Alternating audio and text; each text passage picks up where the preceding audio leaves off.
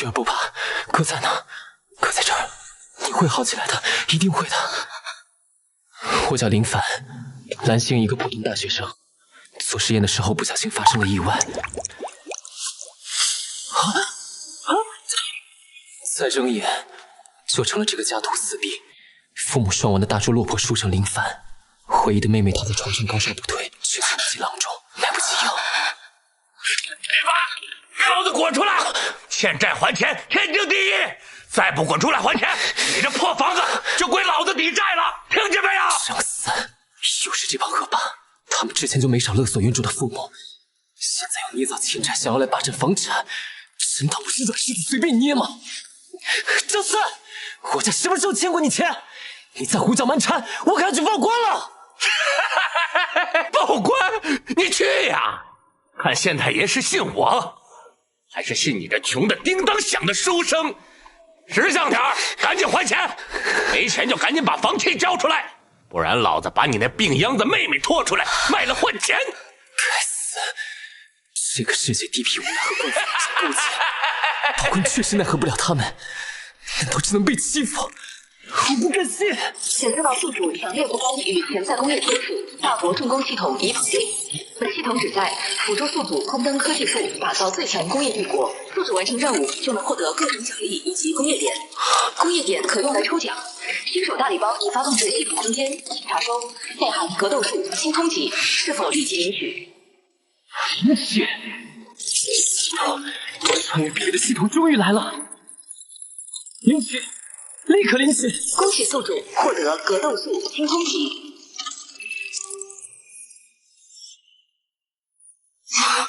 瞬间精通各种格斗技巧，我感觉我能打10个。小子，敬酒不吃吃罚酒，让老子等这么久，今天非废了你不可！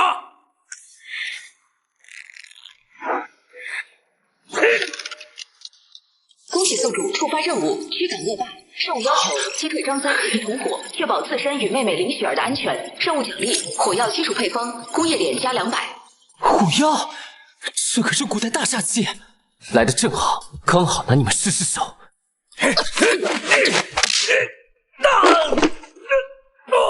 敢打三哥，我弄死你！小畜生，我看你是活腻了！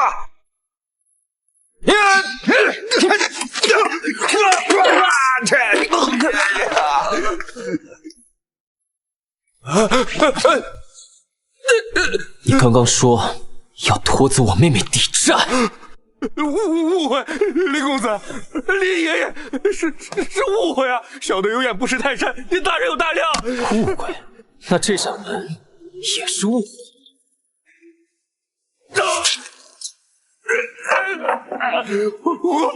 我们赔。行啊，惊吓费、医药费，还有这门3两银子。3两？嫌多，少一个字，我就打断你们1人1条胳膊，自己选。给，我们给，还差1两啊！快把身上的钱都拿出来！滚吧，再敢来找麻烦，不是这点银子的事了。恭喜宿主完成任务驱赶恶霸，恭喜宿主获得奖励火药配方，恭喜宿主获得工业点加200，当前工业点200。比利，有了火药，可以做些事情了。雪儿，坚持住，哥这就去给你买药。有了这系统和这些启动资金，哥绝不会再让任何人欺负我们。哥要让你过上好日子。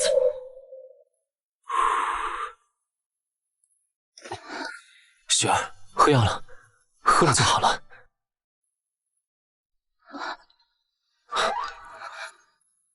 哥，雪儿，你醒了，感觉怎么样？还冷不冷？哥，我感觉好多了。没事就好，你好好休息，哥马上就带你过上好日子。恭喜宿主触发任务制造火药，任务要求制造出可以爆炸的火药，任务奖励300工业点。又来任务了，必须赶快把火药造出来，有了它，才算真正有了在这乱世立足的第一块敲门砖。消土主要来自土壤中的带有机物分解，墙角正在这些地方最容易附近。第一步，先手进口消土。木炭需要自己烧制，选樱木烧出来的炭质量最好，最后是硫磺，原材料齐了，接下来就是处理这些原材料了。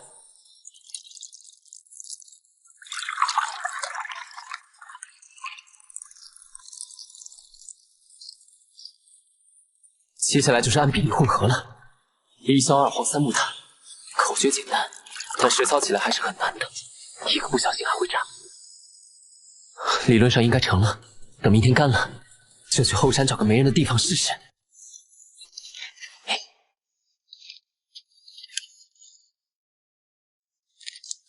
成败在此一举，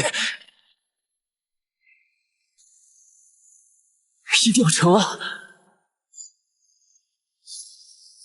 啊！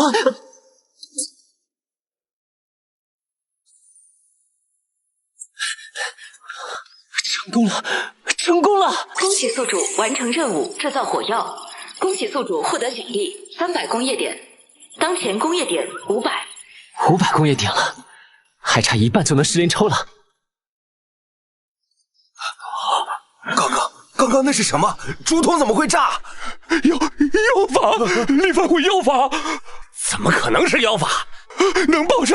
这不是妖法是什么？能爆炸，威力这么大，林凡这小子肯定是得了什么秘传。三哥，以后咱们还是离他远点吧，这东西太吓人了。是啊，惹不起啊！惹不起？正是因为他有这玩意儿，我们才更不能放过他。他一个没本事的书生，凭什么占据这种东西？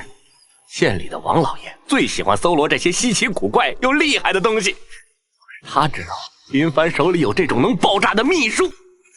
三哥的意思是，咱们把这事告诉王老爷，一来可以借王老爷的手狠狠收拾林凡，报咱们的仇；二来县上这么重要的消息，王老爷能少了咱们的好处，说不定比之前勒索到的还多。对啊，还是三哥聪明。走，现在就去王家。走。火药是可以造了，但也不能一直在家里造，实在是太危险了。恭喜宿主触发任务，建立工坊，任务要求拥有属于自己的固定工坊，工坊面积不小于30平米，基本设施齐全。任务奖励工业点加200，火枪基础图纸最佳。工坊任务奖励居然是火枪图纸，太好了！有了火枪，个人安全就更有保障了。不过现在的问题是，我怎么赚钱？那个工坊要花的钱可不少啊！火药威力是验证了，但不能直接拿去卖，目标太大，容易引来杀身之祸，得找个法子变现。对了，烟花，我要稍微调整配比和封装方式，加上在金属粉末等染色剂，再上绚烂的烟花。这玩意儿在古代绝对是稀罕物，利润很大。烟花赚钱，买工坊，造火枪，这条路子可行。就这么干，先造出烟花样品，拿去集市试试水。材料都准备好了，现在就看实操了。分量要精准，压实程度要均匀，隐性长度要合适。任何一个环节出错都会出现问题。要么是哑炮，要么直接在手上炸了。看样子不错，出去试试看。哥哥，这是什么？一定要成！成功了！这个东西叫做烟花，虽然效果还很简陋。好美啊！这是这个时代从未有过的景象，拿出去绝对能大赚特赚。走，放哥回去多做点，多赚点银子，可以一定带你过上好日子。为了做这些烟花，我可是把全部身家都搭进去了，一定要大卖特卖啊！酒香也怕巷子深，得找个机会演示一下，不然恐怕要空手而归了。哎，小子，你这写的烟花是何物啊？怎么闻所未闻啊？回客官，此物于夜间点燃引线，可直上青云，爆裂开来，光华四射，犹如天女散花，十分好看。真的？能看看吗？当然是真的，口说无凭，在下愿当场演示一个，请各位品鉴。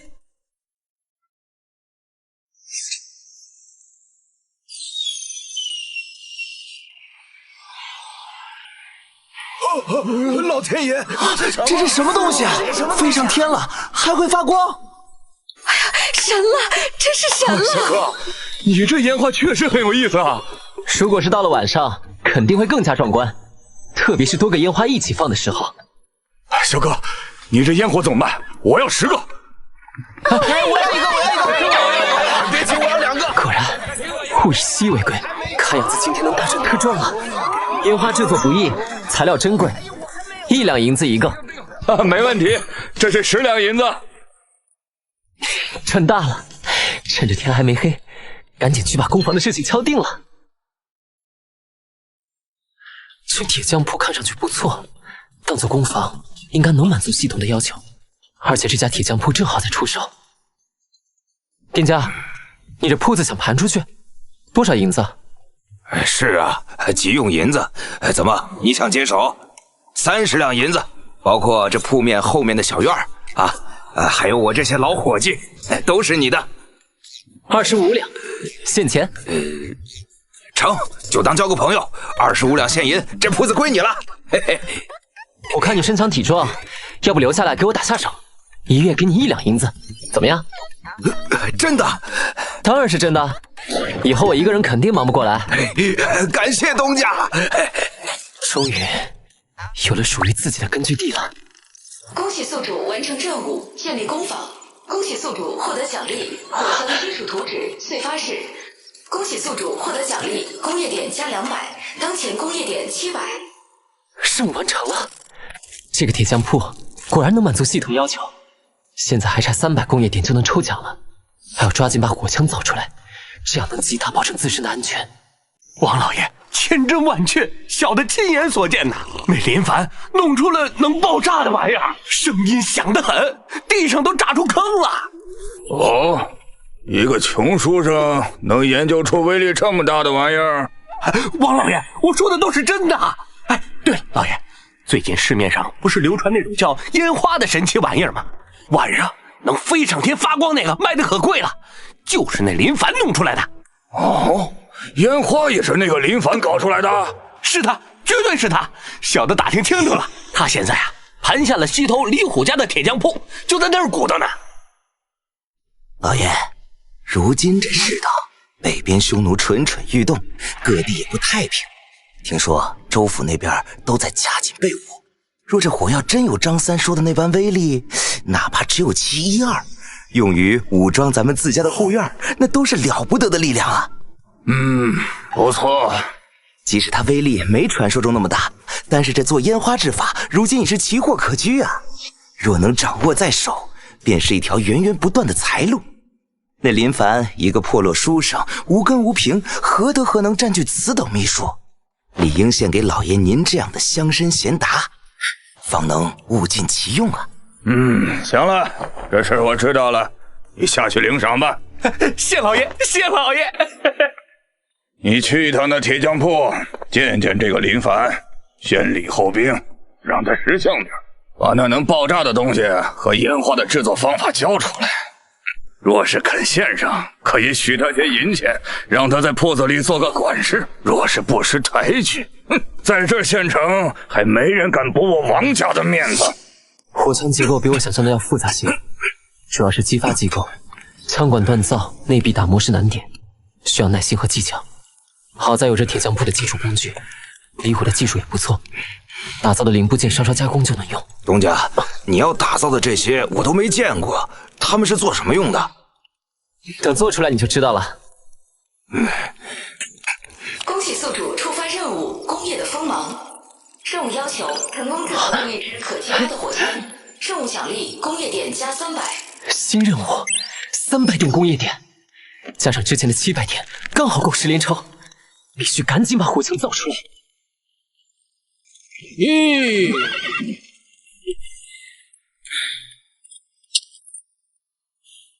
你就是林凡？鄙人姓王，是县城王老爷府上的管家。王家？听说张三就是跟王家混的，难道是来帮张三报仇的？原来是王管家，不知大驾光临，有何指教？林小哥真是年轻有为啊！听说你弄出了些新奇玩意儿，叫什么烟花？颇受欢迎，我们老爷对此很感兴趣。原来是为了烟花来的，这帮人鼻子真灵啊，闻着味儿就来了。混口饭吃罢了，不值一提。哼，明人不说暗话，我们老爷看上你的烟花了，还有你弄出来的那种能砰一声炸响的东西。我要的事情他们是怎么知道的？难道是那天在河边试验的时候被看到了？不行，绝对不能交出去。我们老爷说了，只要你肯将制作方法献出来，少不了你的好处。这铺子你还可以继续管着，每月给你发工钱。若是不然，这世道生意可不好做呀。胃口真大，烟花和火药都想要。王家势力大，先忍着，等把火枪造出来，再来个10连抽，王家我也不怕。啊，王老爷看中小子受宠若惊，只是这制作方法中一些关键步骤和材料，小子也还在摸索，目前并不完善，恐难入老爷法眼。可否容小子些时日，将方法整理完善，再亲自登门献给王老爷？还要时日？你该不会是想要拖延时间吧？管家明鉴，此术精妙，仓促之间万一有所错漏，岂不是辜负了老爷的期望？况且王家家大业大，乃是我们县里最有名望的家族，我哪敢耍什么小心思啊？谅你也不敢耍花样，也罢，就给你3天时间，3天后我再来，希望到时你能给出一个让老爷满意的答复。这3天，东家，王家势力大，我们现在怎么办呢？虽然不知道那烟花和会爆炸的东西是什么，但是东家很厚道，1个月给我1两银子，这好事上哪儿找去啊？放心，没事的，你先回去，等明天再来。好，东家，你自己小心点儿。材料离火已经打造的差不多了，今天晚上就要把火枪造出来。最后一步了，安装火药和铅弹，成败在此一举，能不能成就看这一哆嗦了。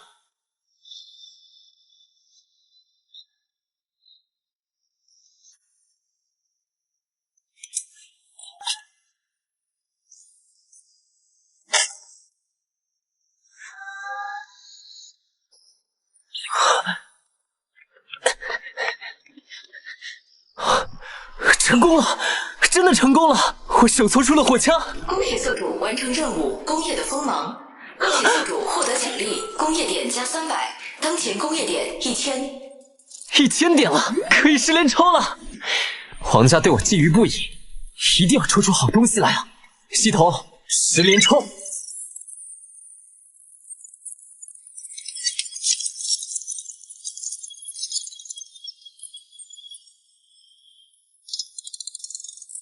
恭喜宿主抽到火炮！恭喜宿主抽到火炮基础铸造图纸，前装滑膛炮。恭喜宿主抽到基础冶金术。恭喜宿主抽到顶级工匠技术。恭喜宿主抽到钢铁1吨。恭喜宿主抽到大型干锅、大型干锅田。火炮图纸、冶金术，还有现成的钢铁、干锅等设备，再加上顶级工匠技术，在这个时代，手搓出火炮也不是不可能。恭喜宿主触发任务，铸造真理。任务要求：成功铸造1门可发射的火炮。任务奖励：工业点加300，震天雷图纸。奖励居然是震天雷，这可是大范围杀伤利器，必须赶紧将火炮造出来。这个时代的生铁脆弱，是因为含硫磷过高，碳含量控制不当。还好系统直接给了1吨的钢铁，不然根本造不出火炮。现在钢铁、图纸，大部分工具都有了，随时可以开始尝试建造。在此之前，先回家一趟，把雪儿接过来。她一个人在家很危险。哥，你回来了。雪儿，收拾一下，我们搬去铁匠铺住。哥，为什么要搬去那里啊？我们家不要了吗？那里以后就是哥工作的地方，也是我们的新家，地方大些，也安全些。你一个人在家，哥不放心。雪儿听哥的，哥在哪儿，家就在哪儿。哥，这里好漂亮。以后这里就是我们的家了。雪儿，以后你就住这里。前面工坊吵闹，你尽量别到前面去，尤其是哥在做一些危险东西的时候。我知道了，哥，我会照顾好自己的，不给你添麻烦。傻丫头，你从来都不是麻烦。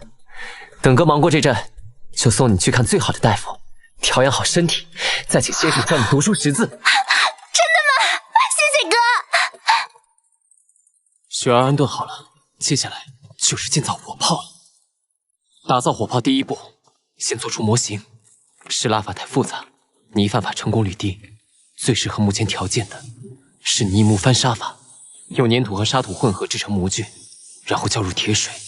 模具的强度和透气性是关键，强度不够，浇筑时会长相开裂；透气性不好，铁水中的气体排不出，就会在炮管内部形成气泡和沙眼，那就是致命的缺陷。哥，很晚了，该休息了。马上就好，雪儿，你先去睡。哥，你也别太累了。火炮，这是力量的象征，也是在这个世界安身立命的根本。我必须赶快把它走出来。王家、匈奴乃至整个天下，都将在这真理之下颤抖。不枉我一夜没睡，终于是把这炮木弄好了。接下来就是熔炼铁水浇灌进去了。熔炼也不容易，好在抽奖抽到。东家，这是什么？我做的模具。老李，你来的正好，来帮我熔炼铁水，我们把它做出来。好。温度必须足够高，铁水流动性才好，才能填满模具的每一个角落。好了。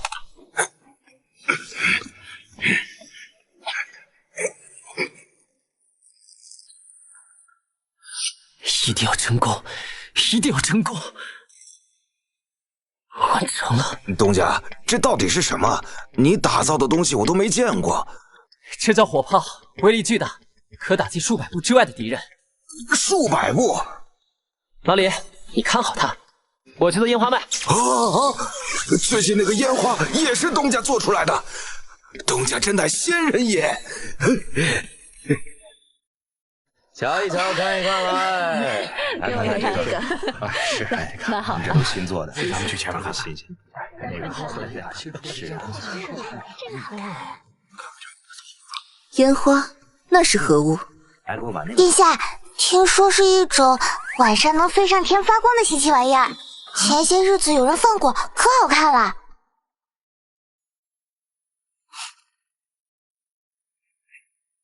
这位公子。请问这烟花当真能于夜间绽放光华？回小姐，确实如此。若小姐不信，在下可当场演示一个。好，那便有劳公子了。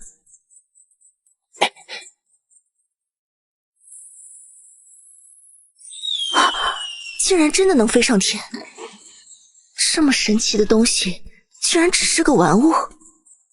这烟花我全要了。全要？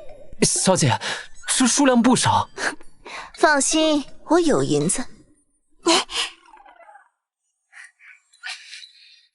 足够了，多谢小姐。不知公子高姓大名？能做出如此奇物，想必非寻常匠人。在下林凡，落魄书生而已。落魄书生，落魄书生能造出这种东西？好吧。陈统领，你怎么看这个林凡？小姐，这个林凡不像普通书生，所做烟花虽为玩物，但涉及到的东西很是复杂。能做出烟花，就能做出更具威力的东西。最近好好关注他，我不信他就是个落魄书生。泥魔已经冷却，可以弄下来了。是骡子是马，马上就要进分晓了。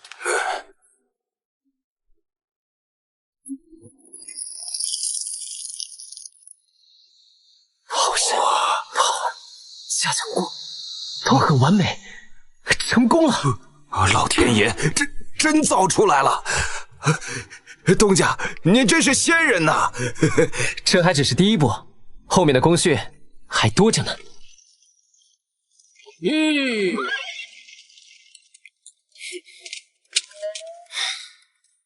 林凡，3日之期已到，我们老爷要的东西你可准备好了？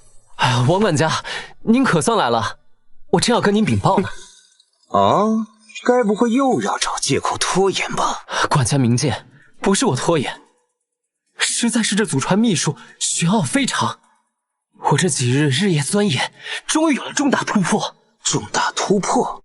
没错，我改进了配方和工艺，威力至少能提升3成。只是这最后一道关键工序还差些许火候。林凡，你莫不是在戏耍鄙人？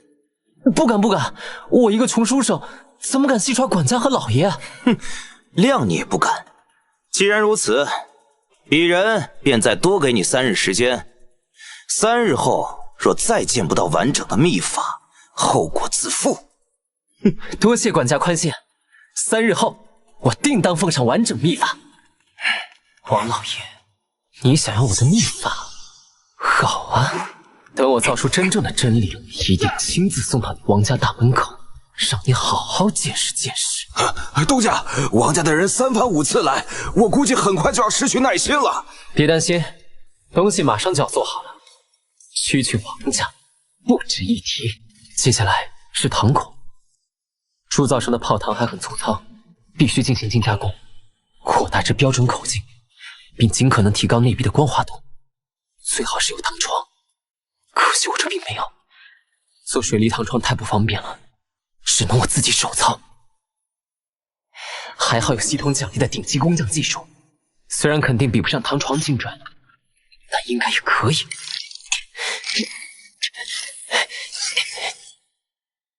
炮管已成，接下来就是制造炮架、轮子和瞄准具了，没什么难度。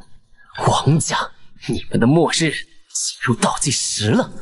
东家，你这技艺真是出神入化呀，竟能将内部打磨得这么精细。我估计整个大周国都没有人拥有你这样的技术。这不算什么，系统给的顶级工匠技术确实没话说。老李，来帮忙。接下来的东西我画图纸，你来打造。是。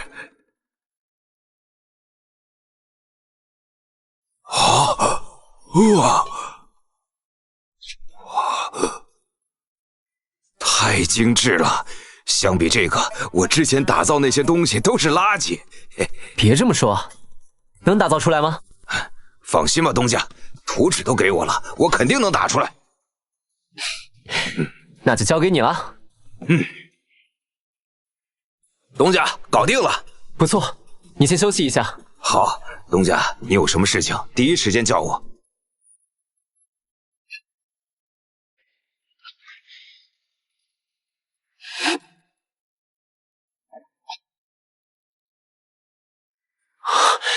终于有个样子了。最简单的瞄准装置，想要打得准，还得靠大量的实弹射击来总结经验和编制射瞄。但现在够用了，成了，终于成了，从无到有，从一堆矿石和木料到眼前这尊真正的战争之神。东家，我总感觉这东西给我一种恐怖的感觉。那是当然，这是真正的利器。不过还是要去实验一下能不能发射。要是不能发射，就白忙活了。成不成，就看这一哆嗦了。不要让我失望啊！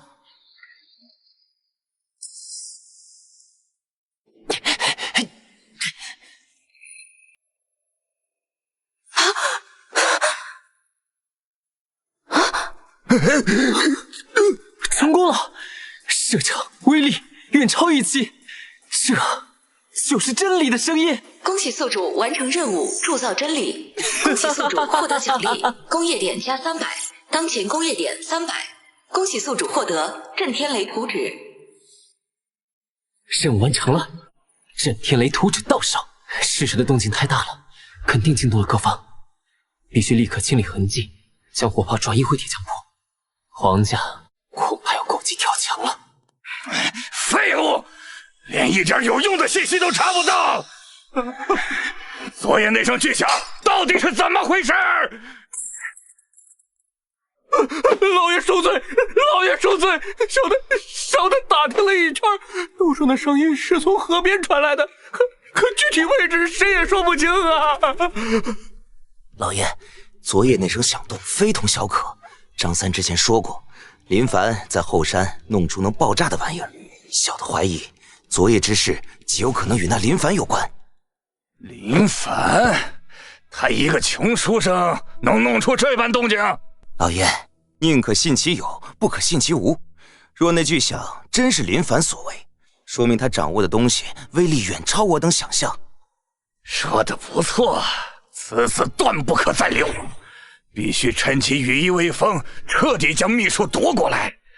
你去了2次，还一直在找理由推脱，不能再拖了，今晚就行动。既然来软的不行，就来硬的。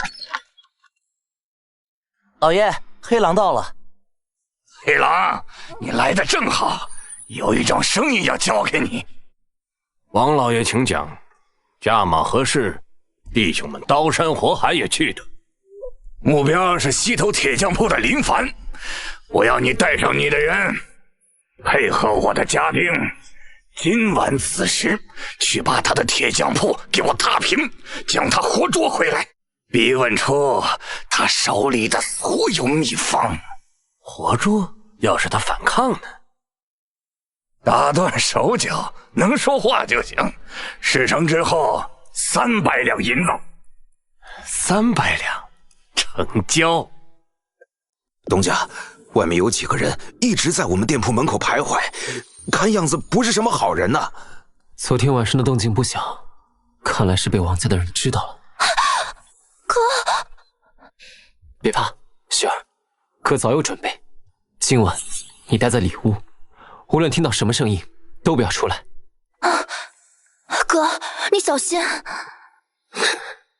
想来硬的，那就让你们尝尝工业化的铁拳是什么滋味。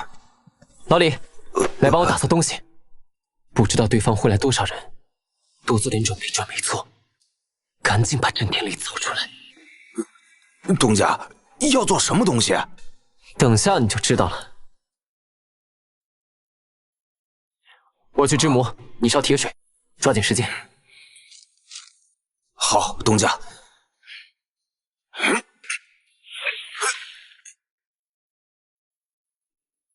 做了6个，足够了。东家，这到底是什么东西啊？这是震天雷，使用时点燃引信，奋力投掷出去，引信燃尽，内部火爆炸，这铸铁外壳就会碎裂成无数片，威力足以杀伤数步之内的敌人。爆炸，杀伤数步之内的敌人。东家，这东西比刀剑还凶险呢。威力确实不错，虽然粗糙，但也足够让王家喝一壶了。东家，今天晚上我留下来帮你吧。不用，我能解决，你好好休息。火枪、震天雷、火炮，王家来再多人，都只是经验包。上，翻墙进去，打开大门。果然来了。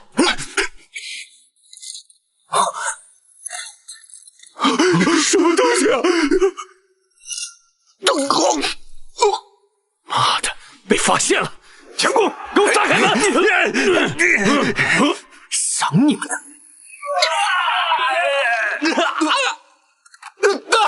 我的腿！这是什么东西？好强的威力！该死，这林凡怎么这么诡异？这次损失大了，回头一定要让王老爷加钱。他就一个人，兄弟们别怕，一起冲进去剁了他！我到时候拿了赏金，吃香的喝辣的。院门快被撞开了，是时候了。小子挺能打呀，继续狂啊！乖乖把秘方交出来，老子给你个痛快！你们想要秘方，有本事自己来抢！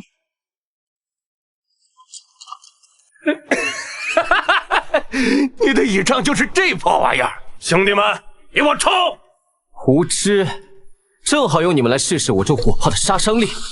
真理是在大炮射程之内，送你们上路！弟兄们，林凡就在前面，拿起来！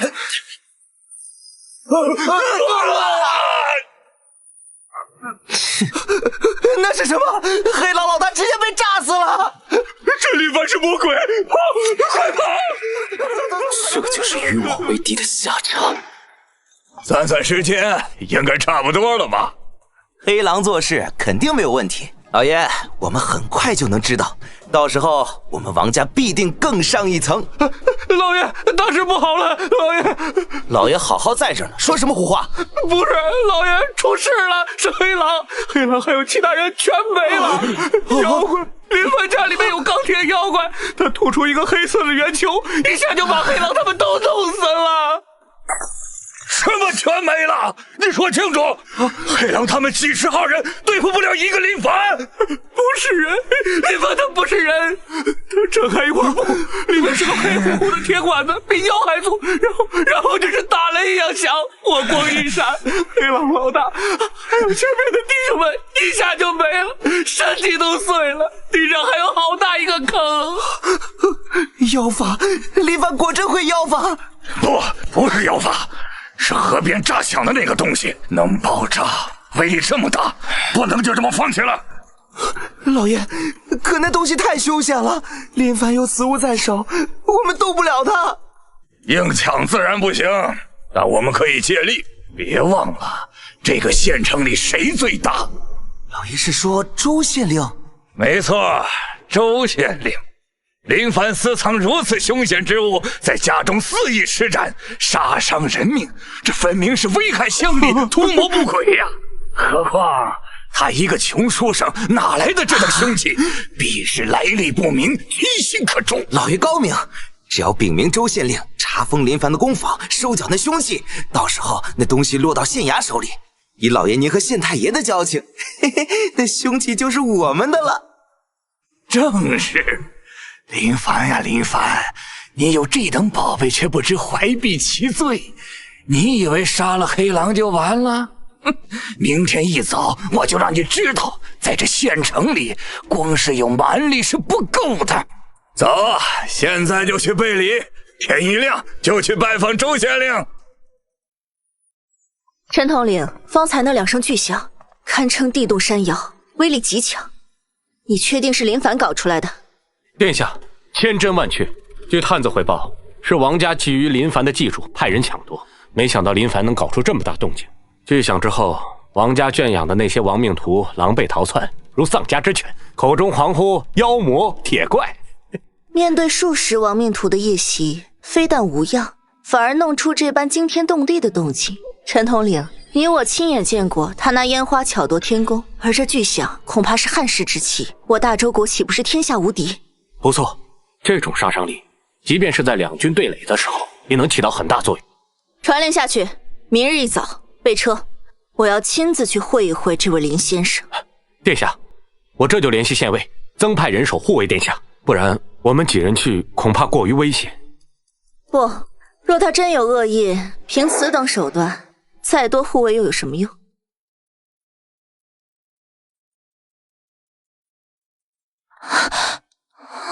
哥，昨天晚上是什么声音？好吓人！雪儿别怕，是哥在做实验，弄出的动静大了点，以后不会了。事情闹这么大，肯定会引起官府的注意，到时候倒是可以以火炮作为晋升之剑。一个人一个铁匠铺还是太小了，就是不知道官府的态度怎么样，还是得做好万全准备，再多造几个镇天雷防身。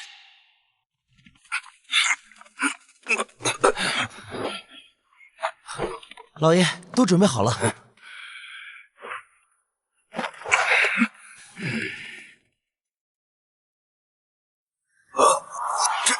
这真是昨夜打斗所致，何种兵器能造成如此破坏？县令大人，现在相信我所说的了吗？县尊大人明鉴，我们说的都是真的。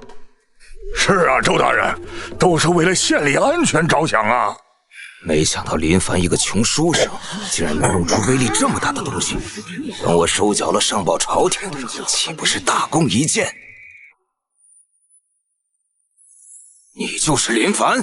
草民林凡，见过县尊大人。林凡，你可知罪？有人告你私藏军国利器，煽动兵戈，杀伤人命，危害乡邻。你这院中景象便是铁证，还不从实招来，将那凶器交出！回大人，昨夜确有歹人袭击草民工坊，意图杀人越货。草民为求自保，不得已动用祖传防身之物，击退歹徒。此乃自卫，何罪之有？至于凶器，乃是祖传之物，一次耗尽已无法再用，恕难从命。这县令直接给我定罪，让我交出火炮，看来不可靠。不过还好，刚刚又造了5个震天雷，再加上火枪，即便出现意外，我也能从容应对。你放屁！分明还在你宫房里藏着。周大人，休要听他狡辩。林凡，本官念你是个读书人，才好言相劝。你若执迷不悟，休怪本官依法办事。来人，给本官搜，要将那凶器找出。大人，祖传之物昨夜已经毁了，况且昨夜袭击之人身份可疑，大人不去追查元凶，反倒来逼迫我这苦主，这是什么道理？林凡，你敢抗命？林凡，你胆敢阻拦官府办案，给我拿下林凡！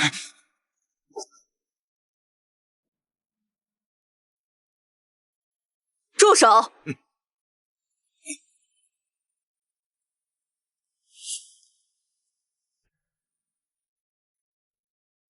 这不是之前报效我樱花的小姐吗？她怎么来了？难道是来帮我的？你是何人？敢阻挠本官办案？周县令是吧？不知林先生所犯何罪？劳动县令大人亲自带人上门拿人。哪来的小娘子，也敢过问官府之事？林凡私藏凶器，杀伤人命，证据确凿，罪大恶极。哼，闭上你的嘴！周县令，还请你给我一个解释。解释？本官乃一县之长，做事用得着向你解释？来人，先把这个不知尊卑的娘们拿下，押入大牢。放肆！安阳公主殿下在此，岂容你等无礼！啊！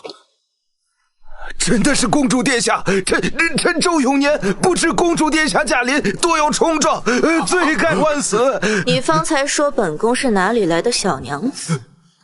小的有眼无珠，冒犯凤家，小的该死，求公主殿下开恩呐！你刚刚说我不懂尊卑，公主殿下恕罪，小人若是知道是公主殿下，给我1万个毯子我也不敢呐。周县令，你身为父母官，不辨是非，险些冤枉良善，该当何罪？臣糊涂，请殿下责罚。念你尚未铸成大错，罚你半年俸。至于你们2人纵仆行凶，即刻押入大牢。殿下不要啊！殿下，还不把人押下去？公主殿下，人已经押下去了，你看。滚吧！林先生，草民林凡见过公主殿下。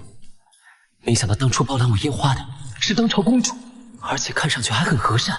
先生不必多礼，前日即事一件，先生所造烟花已令本宫惊叹。昨日那声巨响，更是让本宫心生向往。不知先生可否为本宫解惑，是何种事物，竟有雷霆之威？当朝皇帝只有1个女儿，未来很有可能成为女帝。如果要进入朝廷，她是最好的选择，而且她的态度还算不错，是个合适的合作对象，可以给她大概介绍一下火炮。公主殿下，外面人多耳杂，我们进去说。公主殿下，方才那声响动，乃至烟花能够升空绽放，其根源皆在于此物。此乃何物？看似寻常矿粉。此物名为火药，看似寻常，但一旦遇到明火，便能剧烈燃烧，瞬间产生大量气体，形成爆炸，其力可开山裂石。原来如此，难怪烟花可一飞冲天。但有火药尚不足惧，关键在于如何运用。殿下请看，此物名为火枪，它将火药与弹丸封装于此，以碎石激发引燃火药，推动弹丸射出。无需多年训练，普通士兵持此物，可在100步之外轻易穿透重甲，其射程精度与威力远非弓箭可比。100步穿甲，若能量产，装备军种。此物名为震天雷，内部填充火药，预设引信，投入敌群，引信燃尽，轰然爆炸，铸铁外壳碎裂飞溅，方圆数步之内，人畜皆难幸免，乃攻坚、守城、破阵之利器。而发出方才那声巨响，能于数百步外摧城拔寨、糜烂数10步的，便是此物，名为火炮。火炮？正是。填入定量火药与实心铁弹，点燃引信，火药爆炸产生的巨力，可将弹丸瞬间推出，轰击远方目标、城垣、军阵、楼船，在其面前，皆如纸糊泥塑。火炮、火药、火枪、震天雷。林先生，你可知你掌握的是何等力量？回殿下，草民深知，此乃护国之力，亦为安邦之计。林先生屈居于此小县城，实乃明珠蒙尘，更是我大周之巨大损失。我大周北有匈奴虎视眈眈，西有番邦蠢蠢欲动，边疆不宁，国危待扬。若得先生之助，铸就此等利器，装备大军，何愁边疆不顾，何惧四方不臣？林先生，本宫以大周安阳公主之名，正式邀请你随我入京。我必向父皇全力举荐，以先生之才，必受重用，工部、军器监，乃至为先生专设新衙，皆有可能。届时举国资源，顶尖匠人，广阔场地，任先生取用。不知先生意下如何？一个人单打独斗肯定是不行的，而且安阳公主看起来是真心求财，这是一个绝佳的机会。殿下所言正是草民心中所愿，此微末之计，若能报效国家，护佑黎民，乃草民之幸。只是进京之前，草民还需安排舍妹，以及处理攻防后续。先生深明大义，令妹之事，先生无需担忧，可随我们一同入京。本宫会安排最好的先生教导他。至于这攻防，重要之物带走即可。到了京城，自然有各种资源供先生取用。我们3日后出发如何？但凭殿下安排。恭喜殿下遇到林先生这样的大才。那我们3天后再见。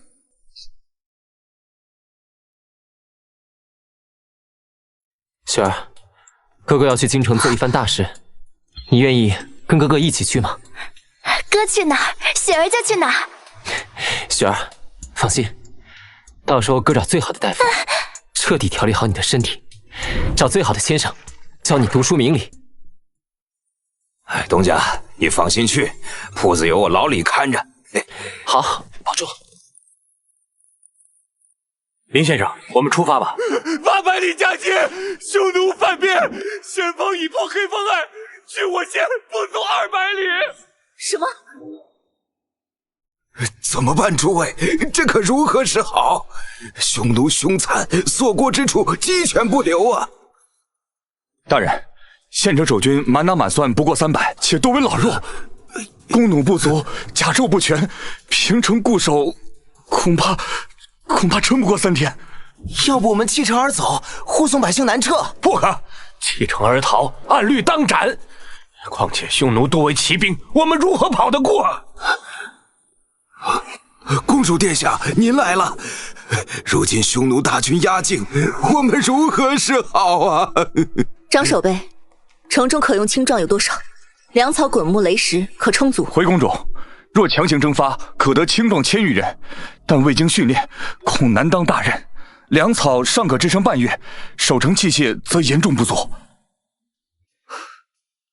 无论如何，城不能弃，百姓不能不管。可是公主殿下，敌我实力悬殊，如何守啊？更何况殿下你万金之躯，要是在这里出了意外，我们难辞其咎啊！不然，还是让我们护送公主殿下，你先撤离吧。本公主绝不弃城而逃。至于守卫城池的事情，从现在起，县城一切房屋由林凡全权负责，所有人，包括张守备与你周县令，皆需听其调遣。违令者以军法论处。林凡，一个浆糊，公主，这如何使得？公主，军国大事岂能儿戏？还一个落魄书生，懂得什么行军布阵？将全城安危系于我身，是压力。但凭借县城的力量，肯定是守不住这一波的，只能依靠我那超越时代的武器来拼一搏。县尊大人，张守备，非常之时，行非常之事。守不守得住，口说无凭，我自会用行动证明。若因诸位掣肘而城破，届时恐怕连逃跑的机会都没有。莫非诸位想抗命不成？下官遵命。末将听令。城墙不足2丈高，墙体多有破损，垛口太低，难以有效防护。马道狭窄，不利于兵力机动和物资运输。这防御工事真是千疮百孔，士兵战意也不强，一旦打起来，恐怕兵败如山倒。林先生，情况你也看到了，有何退敌妙计？第一，立刻动员全城百姓，加固城墙，将所有垛口加高至少3尺。材料不够可以拆房。拆房？这空意迷人啊！当然不用拆民众的房子，王家的宅院，我看就很不错。可是没什么可是的，执行命令。第二，集中全城铁匠、木匠，即刻起，全部听我调遣。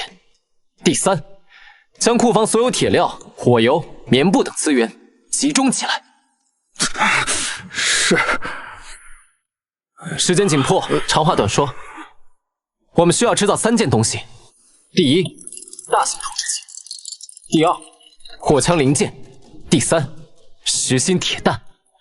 投掷器至少20架，火枪零件至少50个，还有实心铁弹50个。林先生，这恐怕不是一时半会儿能制作出来的呀。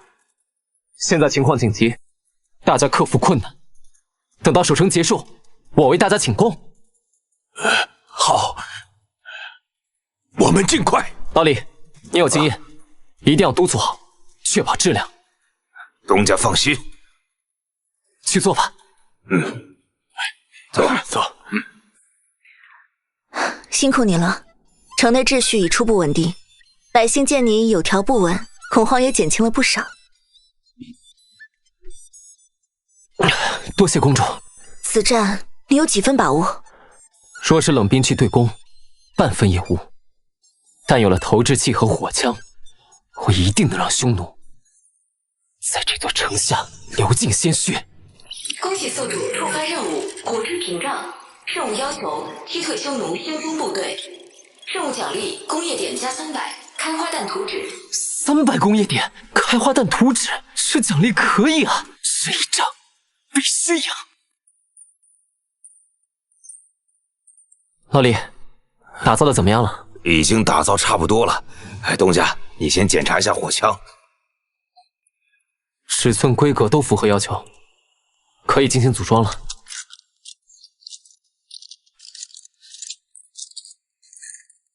啊！大人，您这手艺太利索了。熟能生巧而已。你们也来试试看。来，这样放上。很好。有了这批火枪，守城的力量又增强了几分。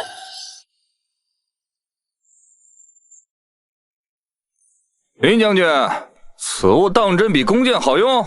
张守备，弓箭需数年苦练方能精准，而此物只需数日训练，普通士卒即可在100步之外破甲杀敌。诸位，此物名为碎发火枪，乃守城利器。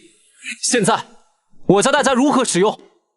第一步，装填，取出定装纸壳弹药，将火药倒入引药锅。第二步，瞄准，照门准心，目标3点一线。第三步，击发，打开击锤，扣动扳机。好强的破坏力啊！林先生真是神人啊！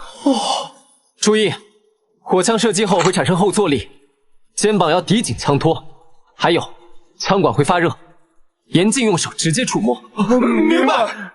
此乃火炮，守城之重器，操作需多人协同。都看清楚了，林大人所授乃克敌制胜之关键。现在开始训练。是。啊，这铁疙瘩真这么神？小子，林大人是神人，他弄出来的东西准没错。而且昨天林大人演示的时候，咱们都看见了，离那么远，一枪就把树打了个洞。可我还是有点害怕，训练了好久还是手抖。那个球，谁第一次见血不哆嗦啊？记住林大人教的，稳住心神，按步骤来。想想城里的爹娘破衣，想想匈奴人打进来会是个什么下场。你手里的就不是铁疙瘩，是保住他们性命的法宝。我明白了。林先生，经过1天训练，士兵们都没那么惊慌了。这一切都是因为你。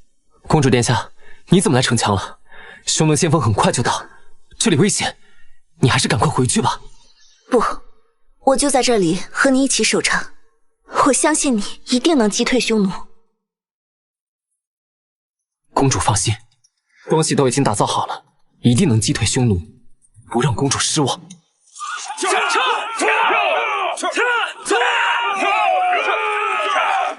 匈奴前锋来了！别怕，我们有林先生给的武器，一定能赢。城上的两脚羊听着，打开城门，献出财物和女人，可饶你们不死，否则城破之后，鸡犬不留。林先生，公主别怕，匈奴今天就让你们看看工业的力量。火炮准备，投掷器准备，勇士们攻城！先登城头者赏百骑，女人任选，攻下城后任意劫掠。杀！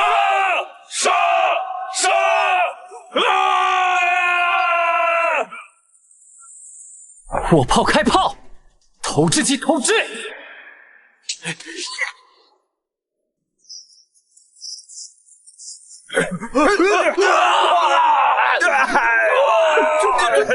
是神威，林先生神威，好可怕！别怕，只要冲上前，他们的器械就对我们造不成伤害了。所有人一起冲！林先生，匈奴士兵有了防备，火枪的杀伤力恐怕大减。公主别担心，我早有准备。火枪队，瞄准城下匈奴士兵，准备射击！射击！火炮，投掷器准备，目标敌方工程器械区域，放！将军，不好了，我们损失惨重，要不先撤退吧？该死，先撤退！林先生，你真是天神下凡啊！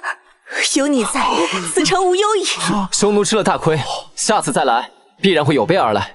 我们不能松懈，火枪和火炮已经用过，匈奴一定会有所防备。接下来就是全力打造震天雷了，让我再给你们一个惊喜。此物名为震天雷，使用时点燃引信，奋力投掷出去，引信燃尽，内部火药爆炸，铸铁外壳碎裂，能大范围杀伤敌军。尤其适用于对付城下密集之地。明日匈奴主力到达，我们必须赶紧造出来一批备用。这真有那么大威力？比火炮如何呀？威力自然不及火炮，但胜在制造简单，可大量生产，使用灵活。接下来，我教你们如何调配填充的火药。林先生，这个要打造多少？最少100个，越多越好。林先生，匈奴士兵有了防备，全部装备了盾牌，火枪的杀伤力恐怕大减。冲上去，靠近城墙，他们就没办法了。林先生，敌人靠近了，正好让他们尝尝新玩意儿的厉害。震天雷，放！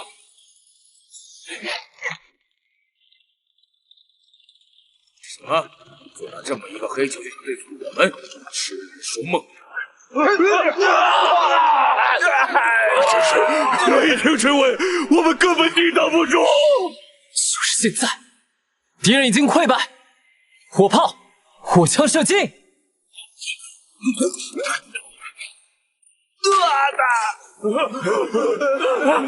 们，我们赢了！我们赢了！国之屏障，恭喜宿主获得开花弹投掷。现在我又有开花弹做底牌，匈奴主力来了，又能打一个出其不意。就是这座小城，让我的先锋折损了近1000人。吴将军，城中有妖人，能驱使雷霆火焰，声震四野。我军勇士未及靠近，便已粉身碎骨，非战之罪啊！妖术，哼，不过是你这废物的托词。在绝对的力量面前，一切都是虚妄。传令下去，安营扎寨，明日拂晓，我要亲眼看着这座城化为齑粉。那是攻城塔。林先生，我们的火炮能对付得了这些大家伙吗？公主请放心，我已有定计。开花弹威力巨大，正好能针对密集的大军和大型工程设施，这算不算意外惊喜？明日之战，关键在此物——开花弹。它与实心弹不同，内部中空，填充火药和小弹丸，依靠隐性在目标上空或内部爆炸，尤其擅长对付密集军队和木质结构，完美克制匈奴大军。明白了，林先生，我们一定尽力。恭喜宿主触发任务《国之屏障2》，任务要求击退匈奴主力部队，任务奖励工业点加400，后装步枪图纸。又来任务了，后装步枪图纸。这玩意儿要是量产装备在军中，这世界上还有敌手，必须拿下匈奴主力大军。老天爷，那是什么怪物？是攻城塔，我听说这玩意能直接打上城头。林将军，匈奴人多，还有攻城塔，这……别慌，我早有应对。来人，把开花弹拿过来。林先生，30颗开花弹全在这里了。一夜不眠不休，才造出来30颗开花弹。今天就让匈奴尝尝味道。目标：左侧攻城塔，距离300步。开花弹，装填，点火。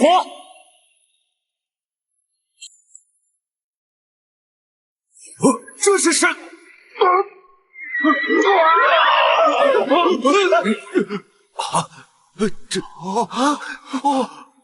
炸了！从里面炸开了！神了！林将军真是神了！好，有效果。瞄准其他攻城塔和士兵密集的地方，给我狠狠的打！火枪开始发射，震天雷也开始投射。妖魔！周人有妖魔助阵！快跑啊！他们的雷火能钻进木头里爆炸！废物，都是废物！谁敢再退，这就是下场！传令下去，亲卫队集合，随我冲阵！我要让这些两脚羊知道，在真正的雄鹰面前，一切诡计都是徒劳。将军不可！周人妖术厉害！滚开！我无为纵横草原20年，靠的是手中的刀和胯下的马，不是贪生怕死。今日若不踏平此城，我誓不为人！是匈奴主将的大刀，他亲自出阵了。林凡来得正好，我正愁找不到你。清理炮膛，装填开花弹，我要亲自炸死敌军主将。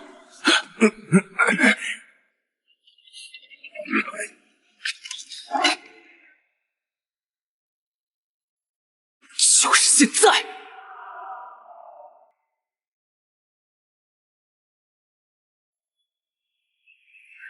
手一定要打中啊！那是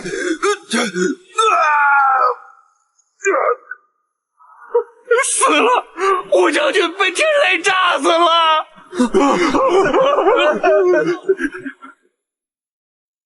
赢了，我们赢了！万胜！林将军万胜！匈奴主力溃散，你做到了，林凡。公主，你这样让我很难办。不过软软的感觉还不错。公主殿下，这是我应该做的。眼下当务之急是清点战损，救治伤员，加固城防，以防匈奴残部狗急跳墙。张守备，善后的事情就交给你来做了。好，林先生。恭喜宿主完成任务《国之屏障2》，恭喜宿主获得奖励工业点加400，当前工业点1000。恭喜宿主获得后装步枪图纸。太好了，后装步枪图纸到手。陈统领，你亲自挑选一队得力人手，明日一早携带我的奏报800里加急直送京城，面呈父皇。是，殿下。这奏报，此战经过，林凡之功，火器之力，皆在奏报处。我要向父皇力陈，林凡乃国之栋梁，其所掌握之术乃护国神器，请父皇务必重用。末将明白。殿下，那我们何时启程回京？凭借林凡在此显露的才能，恐已引起多方注意，留在此地反而不安全。说得不错。今天天色已晚，明天便护送林凡兄妹一同返京。殿下思虑周全，末将这就去准备。此件事了，很快就要去京城了。京城局势复杂，要想站稳脚跟，必须要有更多的地盘。正好，现在有1000工业店可以抽奖，系统10连抽。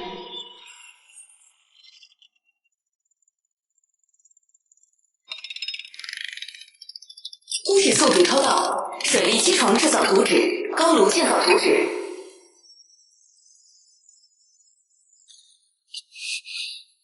机床，这是实现精密加工的关键。还有高炉图纸，等建造出来，就可以自己炼钢铁了。这下去京城的底气更足了。火炮太大了，暂时是带不走了。不过带一把火枪和几个震天雷，应该足够让皇上相信我了。哥，京城是不是很大很热闹？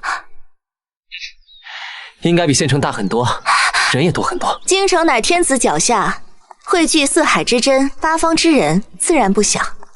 不过你们放心，我会安排妥当的。我已修书父皇，详述你的功绩与才能，但朝中并非铁板一块，必有质疑与阻挠之声，你要做好准备。我明白，技术本身不会说话，但他的力量会为我说话。臣恭送公主。林先生，之前的事情多有得罪，我在这里向你赔个不是。东家，你放心去，铺子由我老李看着，保证不出岔子。好，老李，这里就交给你了，保重。出发吧。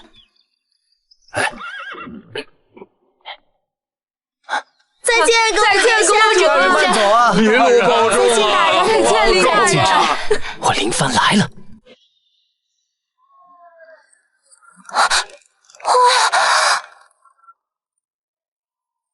好高的城墙，好多人呢。是啊，比县城大多了。以后我们就住在这里面了，小儿开不开心？不管在哪里，只要和哥哥在一起，我就很开心。雪儿，你放心，我会尽快在这里站稳脚跟，让你过上幸福的日子。哎，是安阳公主殿下的车驾回来了。公主殿下回来了，听说公主在北边打了胜仗，有个拜县能招雷霆之力，就是他帮公主击溃了匈奴。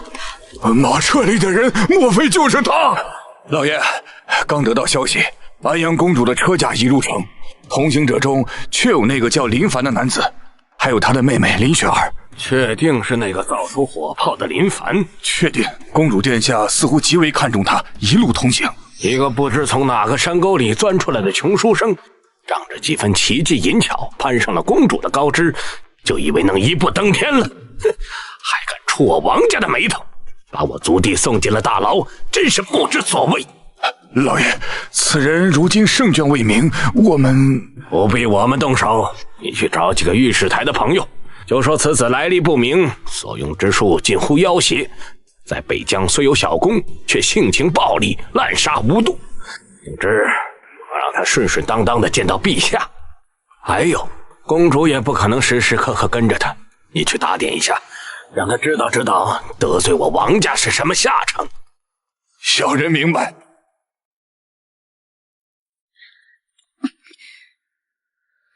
林先生，你先在这里住下，等我进宫面见父皇，到时候父皇自然会召见你。麻烦公主殿下了。林先生不必客气，一定要把林先生安排好，听见没有？是，殿下。林先生，我们进去吧。林先生，你就暂且住在这里，咱家要回去和公主复命了。哥，这里好宽敞，好豪华呀！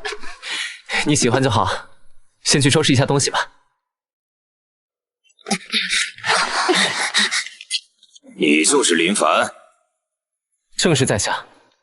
这态度不太对，招惹的这么快就上门来了。按规矩，查验身份文书。北疆小县的陆隐效力有限，在京城需重新登记造册。还有，你携带的这些行李需要开箱检查，以防夹带违禁之物。哥，管事大人，我等是随安阳公主殿下入京，身份自有公主作保。这些是我的私人工具，并非违禁之物。哼，公主殿下是公主殿下，规矩是规矩。谁知道你们路上有没有被人调包、开箱？我看谁敢！林凡，你想抗命不成？这里是京城，不是你那穷乡僻壤。我说了，这是私人工具，你若执意要查，便去请公主殿下来，否则恕难从命。怎么回事？陈统领，您怎么来了？小的只是按规矩办事，查验一下行李。林先生是殿下贵客，你这是在质疑殿下？不敢，小的不敢，是小的弄错了规矩。林先生，打扰了，还不快滚！这就滚，小的这就滚。林先生受惊了，京城之地，宵小之辈众多，欺软怕硬是常事。只是没想到他们胆子这么大。公主殿下刚走，他们就来找事。你放心，这事我一定查清楚，背后是谁所为。多谢陈统领，也请代我多谢公主殿下。先生客气，我已加派了人手在院外值守，确保先生与令妹安全。若有任何事，可直接让他们找我。有劳了。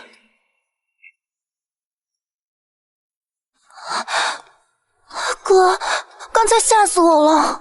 放心吧，雪儿，不会有事的。还没站稳，麻烦就已经找上门了。我有公主作为后盾，这些不足为惧。最重要的还是准备好面圣的事情。有本启奏，无本退朝。陛下，臣有本奏。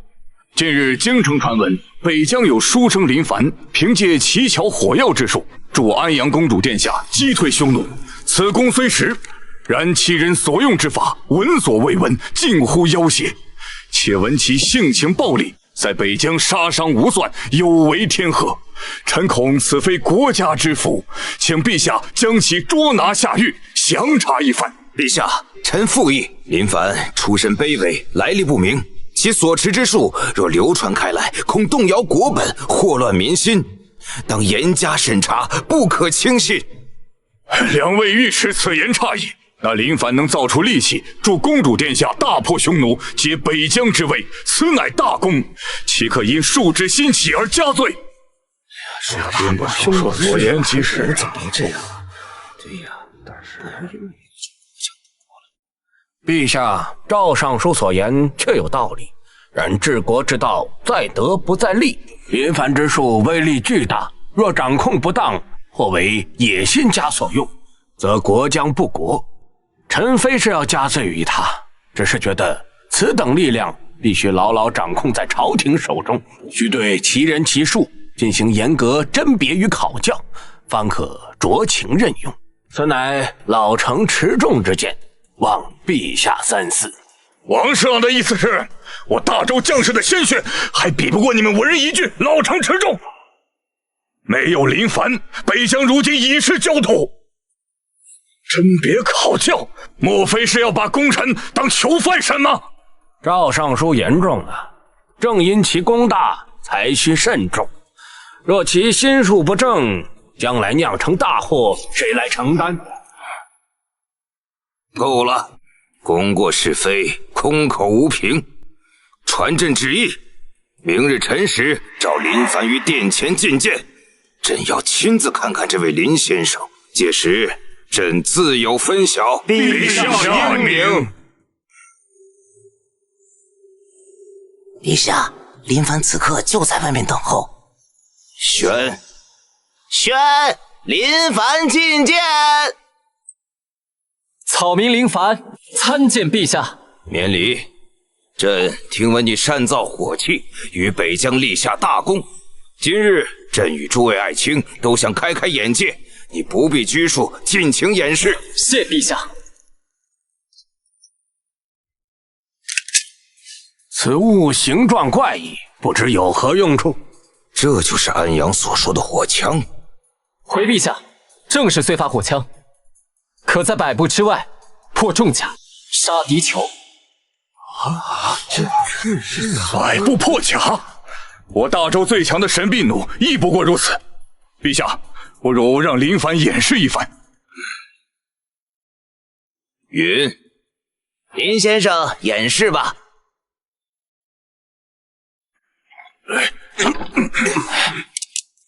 风向稳定，目标固定，毫无难度。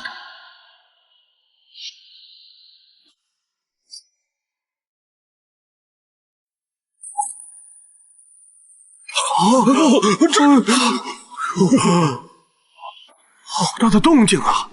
真打中了，穿透铁甲。禀陛下，铁甲洞穿，入木3寸。太好了！好神器，好！林凡，除了这个，还有那个震天雷，可否演示？回陛下，可以的。陛下，此物名为震天雷，可用于守城、攻坚，投之于敌群，可杀伤数步之敌。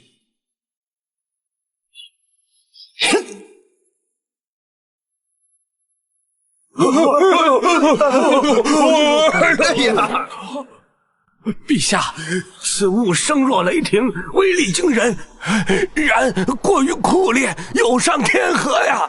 王大人，刀剑加身，难道就不酷烈吗？此物之力在于可让我大周将士少流血，多杀敌，对敌人酷烈，对我大周将士则是好事。林凡说的对，武器就是用来杀敌的，杀伤力越大越好。朕很满意。还有何物？一并演示了吧？回陛下，尚有最强之物，名为火炮，然其体型巨大，并未带来，建造也需要10日。草民可呈上其图纸，供陛下预览。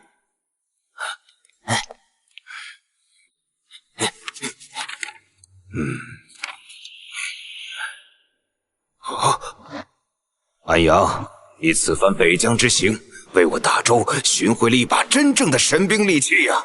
父皇，林凡之才远不止于此，他所掌握的是一套全新的学问，一套足以改变国运的学问，火器只是其冰山一角。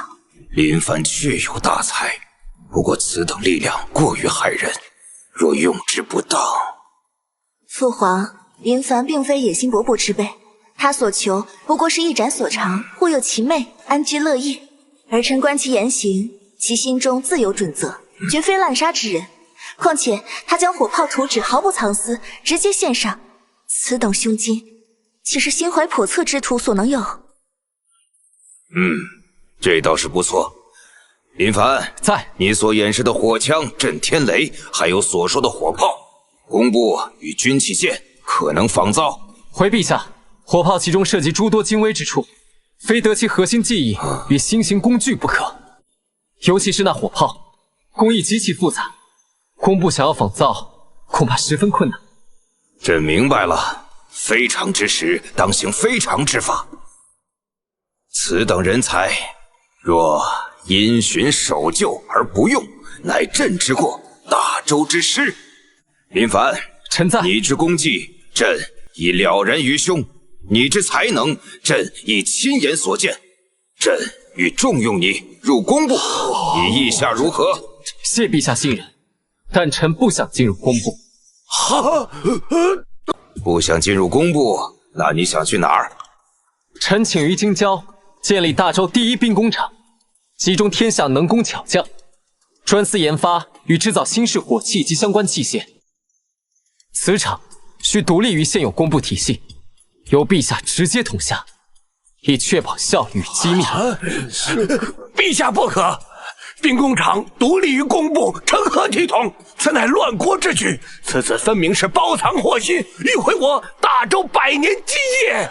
陛下，王侍郎所言极是，工部建制完善，能工巧匠云集，有何器械不能打造？何必多此一举，图耗国堂？林凡，你一落魄书生，偶得奇技，便敢蔑视朝廷体制，与专权独断乎？陛下，非是林凡蔑视体制，亦非欲专权，实乃现有工部体系无法满足未来战争之需。林凡，你此言何意？莫非是觉得我工部工匠无能？并非工部工匠无能，而是旧制牵绊太多，流程冗长，必须破旧立新。兵工厂所需款项、物料可专设账户，由陛下直接派员监理，确保每一文钱皆用于刀刃，如此才能让火器快速发展。儿臣以为林凡所言有理，北疆之战已证明火器之威，乃未来战局之关键。若能有一专司机构摒弃辱物，锐意创新，集中力量办大事，或能让我大周军力真正脱胎换骨。林凡，你之所求非同小可，此举必将触动朝堂格局，你当真认为有此必要？陛下，非常之时，当行非常之法。匈奴虽暂退，然狼子野心未泯。若我大周满足于现状，固步自封，今日之火气优势，恐转瞬即逝。建立兵工厂，非为林凡个人之功业，实乃为了让我大周将士能手持最精良之武器，为了让我大周国祚能凭借最先进之技术，屹立不倒。此乃臣肺腑之言，望陛下明鉴。好，朕准你所奏。陛下，林凡听旨。臣接旨。朕任你为将座少监，于京郊筹建大周第一兵工厂，独立于工部体系之外，专司新式火器及相关军械之研发、制造与改良，赐你专断之权。望你勿负朕望，勿负江山社稷。臣林凡领旨谢恩，必鞠躬尽瘁，死而后已。林凡，咱们走着瞧。殿下请看，此地依山傍水，地势开阔，曲水便利，水利亦可利用。后方山体可做屏障，距离官道虽远，反倒能避免闲杂耳目干扰，正适合建立兵工厂。林先生选址果然独具慧眼，此地看似偏僻，实则暗合自成格局之理。我这就安排人来建造基础设施，把兵工厂的雏形先打造出来。多谢殿下。陈统领，林先生，公主殿下，属下刚查明，工部王朗侍郎与北疆那个被处置的王老爷乃是同宗族亲。工部侍郎王朗，原来还有这层关系，难怪屡次针对于我，除了政见不合，竟还藏着这等私怨。王家还真是阴魂不散。有劳陈统领告知。不过王侍郎若以为凭借私怨和官场手段就能阻我，未免太小看林凡，也太小看陛下的决心了。王朗身为朝廷大员，竟因私废公？殿下不必为此费心，兵工厂独立于工部体系，由陛下直管，款项内躺拨付，物料自行采买。王朗的手伸不进来，他越是跳脚，反倒越显得格局狭小。殿下，选址已定，接下来最关键的是人。工部将户体系僵化，匠人虽多，却困于陈规。臣需要的是敢于接受新事物、心思灵巧的工匠。此事想请殿下相助。本宫对匠作之事知之甚少，如何相助？殿下身份尊贵，只需以您的名义，在京城及周边放出风声即可。不限出身，唯才是举，待遇从优，更有机会学习前所未见的新技艺，参与打造国之重器。想必会有不少人动心，届时还请殿下亲自把关，为臣筛选一批背景清白、心性踏实的匠人。好，此事便交给本宫，定为你寻来一批能工巧匠，作为兵工厂的奠基之石。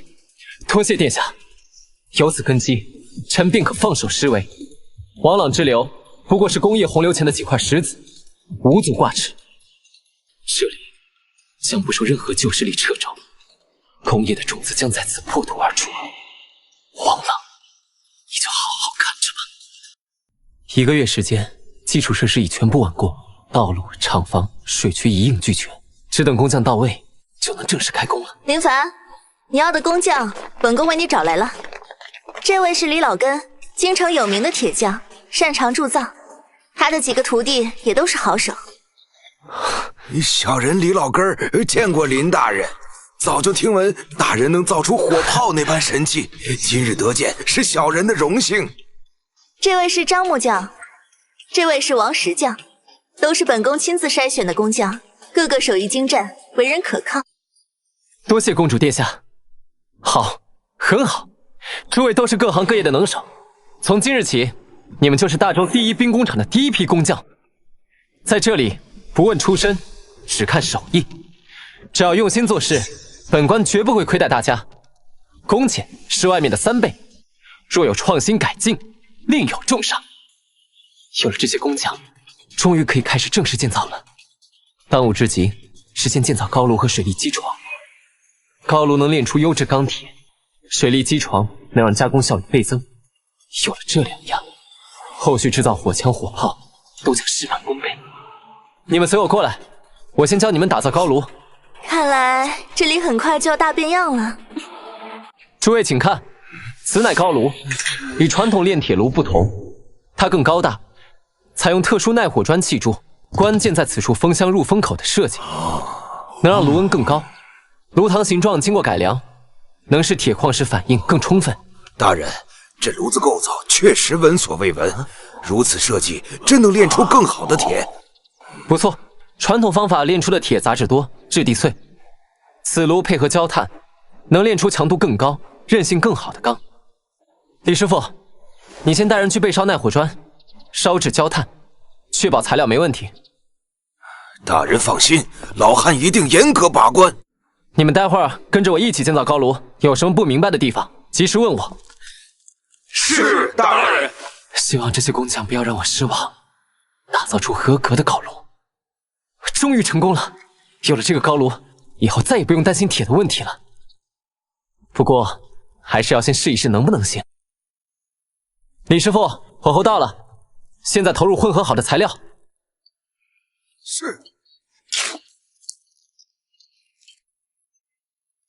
应该差不多了，可以了。现在开炉。这铁水，老汉我从未见过如此纯净、如此漂亮的铁水。成功了，李大人！成功了！是啊，我们成功了！我们成功了！我们成功了！高炉已成，优质钢铁的来源有了保障。接下来就是让水力机床运转起来。大周的工业革命将从这里正式起航。我们要在此建造水力机床，靠水车带动，通过齿轮和连杆将水力转化为加工金属的动力。大人，这些齿轮如此精巧，靠着水流就能同时驱动好几台机器。正是，水力稳定持久，远胜人力。只要传动系统设计合理，就能实现多台机床同时运转。好了，先照我给的图纸，把水力传动设备和机床所需的所有材料都打造出来，然后我带着你们一起建造。是。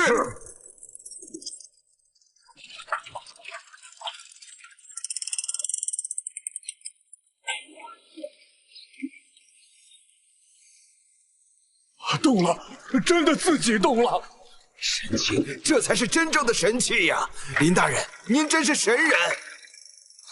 不用人力，不用畜力，仅凭水流就能驱动如此精妙的机器。林大人之才，确实远超常人想象。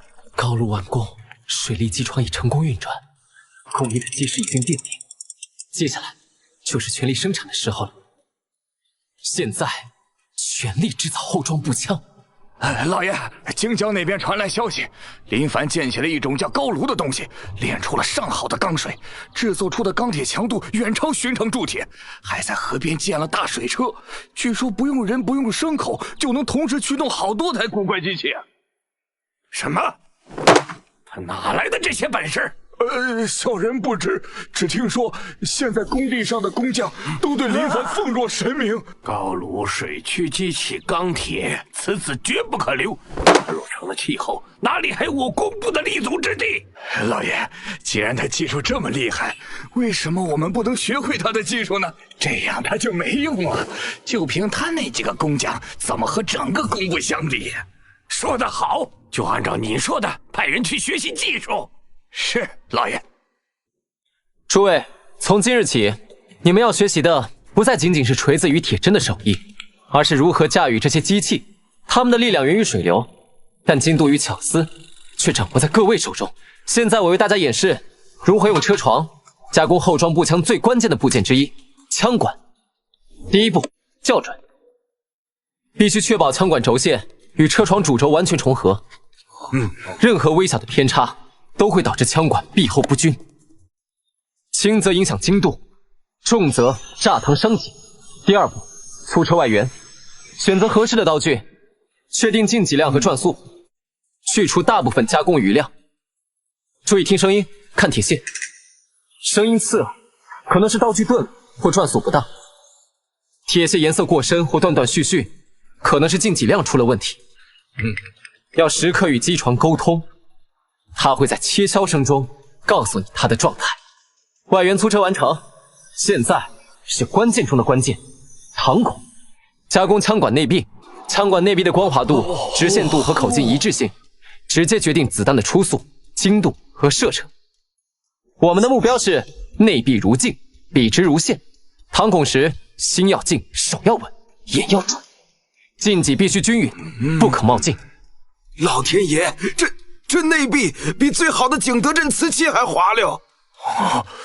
笔直，真他娘笔直，一点味儿都没有。这就是机器的力量，也是规范操作的力量。接下来我会继续教你们其他流程，学会了，就是你们自己打造零件的时候了。是。1个月时间过去了，这些工匠终于能熟练造出合格的零件了。好了，零件打造好了，现在开始组装第一把枪。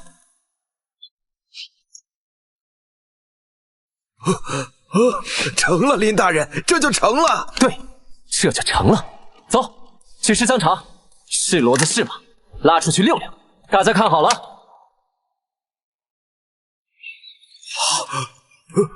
这威力太强了！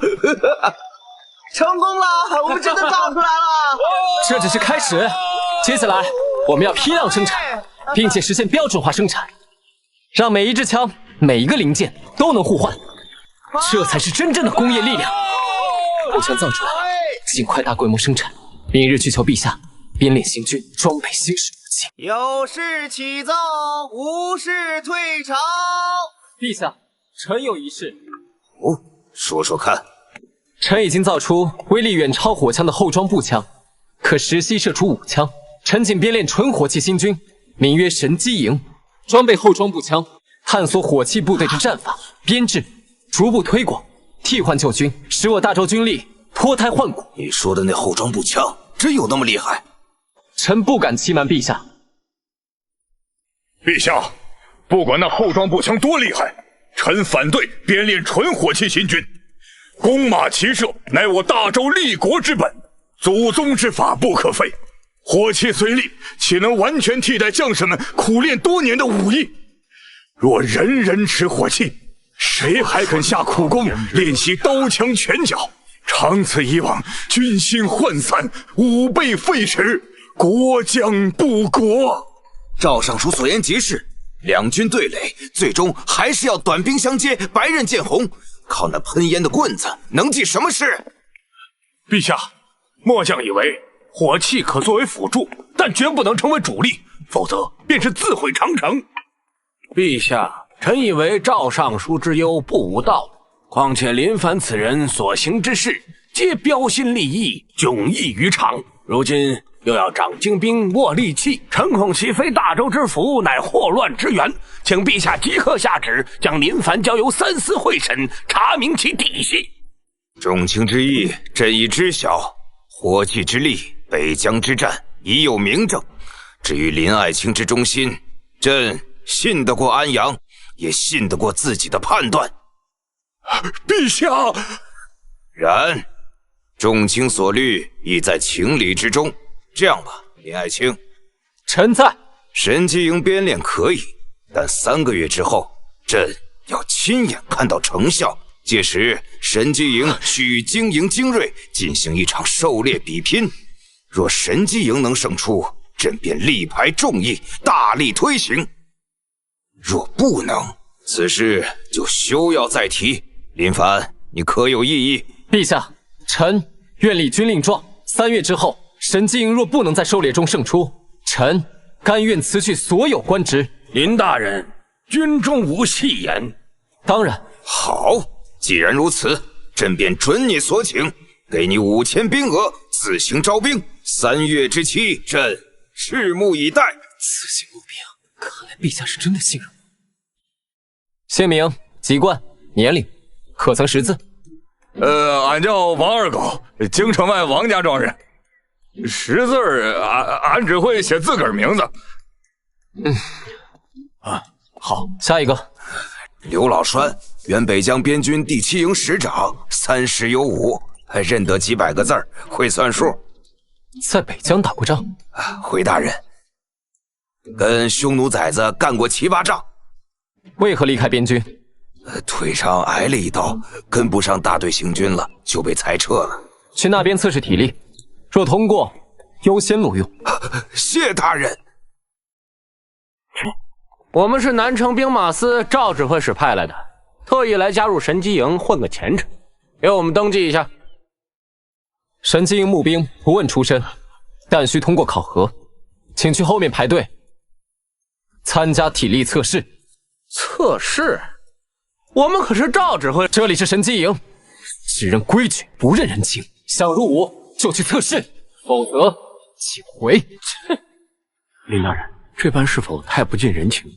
京城关系盘根错节，神机营未来要掌握国之利器，宁缺毋滥。我要的是能听懂命令、遵守纪律、敢于学习的兵，不是来混日子的少爷。若开头不立好规矩，后患无穷。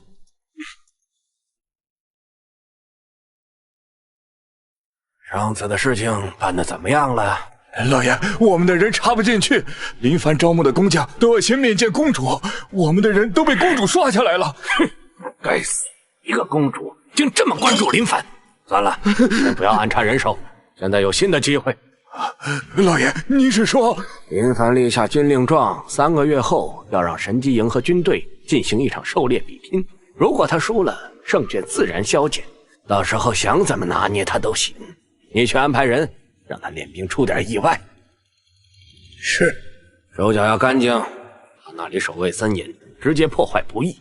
可以从人身上下手，他招募的那些兵大多是流民泥腿子，良莠不齐。你想办法安插或者收买几个人进去，不必做太大动作，偶尔散布些流言，挑拨一下关系，或者在训练时稍微制造点意外，拖延他们的进度。总之，不能让他们安心训练。明白。各位，从今天起，你们不再是流民、农户或者边军老卒，你们有一个共同的名字——神机营战士。我知道你们很多人来这里是为了吃饱饭，为了拿饷银，这没错。但我要告诉你们，神机营将来要面对的是最凶残的敌人，要使用的是最犀利的武器。要想活下来，要想赢得军功荣誉，光想着吃饭拿饷远远不够。在这里，你们要学的第一课，也是最重要的一课，就是服从，绝对的服从，令行禁止。从现在开始，忘记你们过去的身份，忘记你们那套散漫的习惯，一切按我的规矩来。接下来我们练习队列，全体都有立正。看到你们的样子了吗？连站都站不直。今天上午什么都不练，就练队列。听我口令，立正，向左转。刘大哥，这林大人是不是不会练兵啊？让我们走步子，能打死匈奴吗？闭嘴！林大人怎么说，我们就怎么做。我在边军待过，知道令行禁止的重要性，不能令行禁止，上了战场就是一团散沙。队列应该就是练习这一点的。听大人的，没错。立正，膝盖绷直，脚尖分开，收腹，挺胸，抬头，目光平视前方。对，就是这样，记住这个感觉。我记得你叫刘老栓，以前在边境当过兵，这刘老栓倒是可以一用。是，林大人。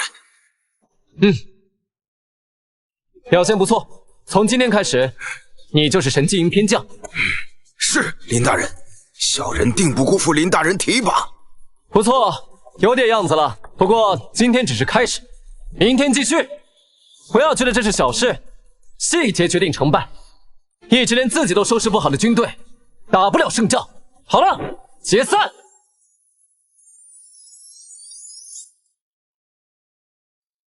今天我们开始学习神机营的根本，火器的操作与使用。此枪名为元年式后装步枪，看清楚了，这里是弹仓，这是我们的子弹、弹头、火药、引火，全部封装在这个小铜壳里。现在看我演示完整装填射击流程。第一步，打开枪机；第二步，取子弹，压入弹仓；第三步，闭合枪机；第四步，瞄准；第五步，射击。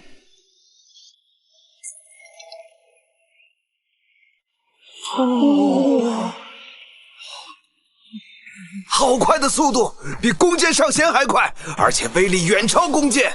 看清楚了吗？这就是你们未来要反复练习，直到形成肌肉记忆的动作。现在领取枪支，开始模仿练习。郝三儿，你手抖什么？当是烧火锅乱指呢？这玩意儿也太难了，规矩还多，练了我胳膊都快抬不起来了。是啊，还不如回家种地呢。是啊，天天练这个，真的能打仗吗？闭嘴！不想练就滚！这是保命杀敌的本事，多练一分，战场上就多一分活路。都给我认真点儿！老爷，那边盯得紧，我收买的侯三没有太好的机会下手啊。废物，一点小事都办不好。老爷，那我们现在……明天就是说好比赛狩猎的日子，这次一定不能让他得逞。到时候安排点人手在猎场打猎，猎物全部算在经营头上。我就不信林帆还能赢。老爷，这个主意好，我这就去安排。今日狩猎之比以3个时辰为限，神机营与经营各遣200人入猎场，以猎得野兽数量、种类计分。大型猛兽计10分，中型计5分，小型计2分，最终总分高者胜。期间不得攻击对方人员，不得逾越划定界限，违者立即判负。陛下，经营二郎自幼弓马娴熟，穿林逐兽乃家常便饭，今日必不让陛下失望。孙将军勇武，人所共知。不过林国公的神机营火气犀利，或也能另辟蹊径，有所斩获。陛下，此战可谓新旧之争，着实令人期待呀。陛下，神机营将士已准备就绪。好，既如此，朕便拭目以待。击鼓开猎。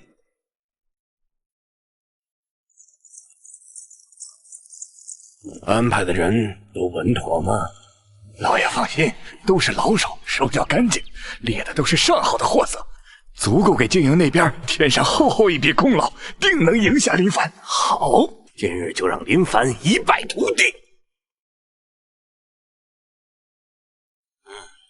经营猎得大型野兽3头，共计560分。神机营猎得大型野兽17头，野猪8头，其余小型野兽数十头，总计590分。不可能，他们怎么可能比我们多？这是计分有误。公公，是不是何验错了？王侍郎，何验无错。你若是不信，可以自己查看。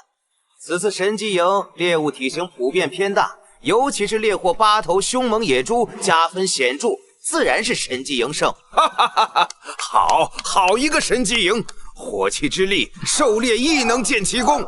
林凡，你果然未让朕失望。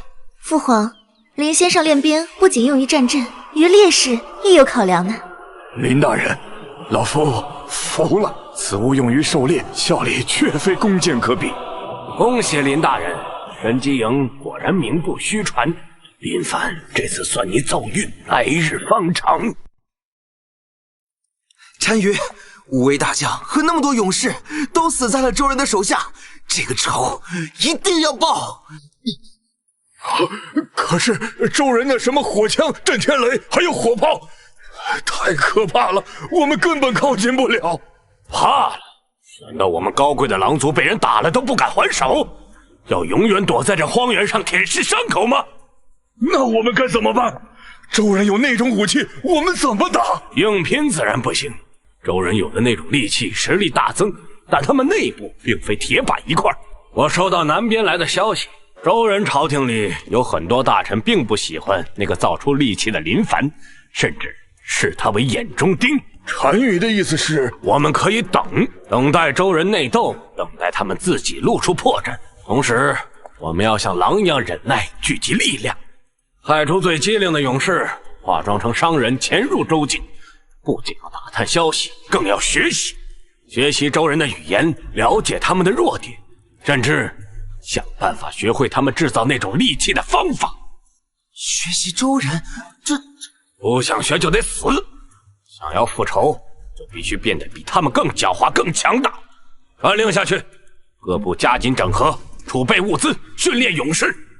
复仇的火焰绝不会熄灭，总有一天，我们要让州人血债血偿。血债血偿，付出代价。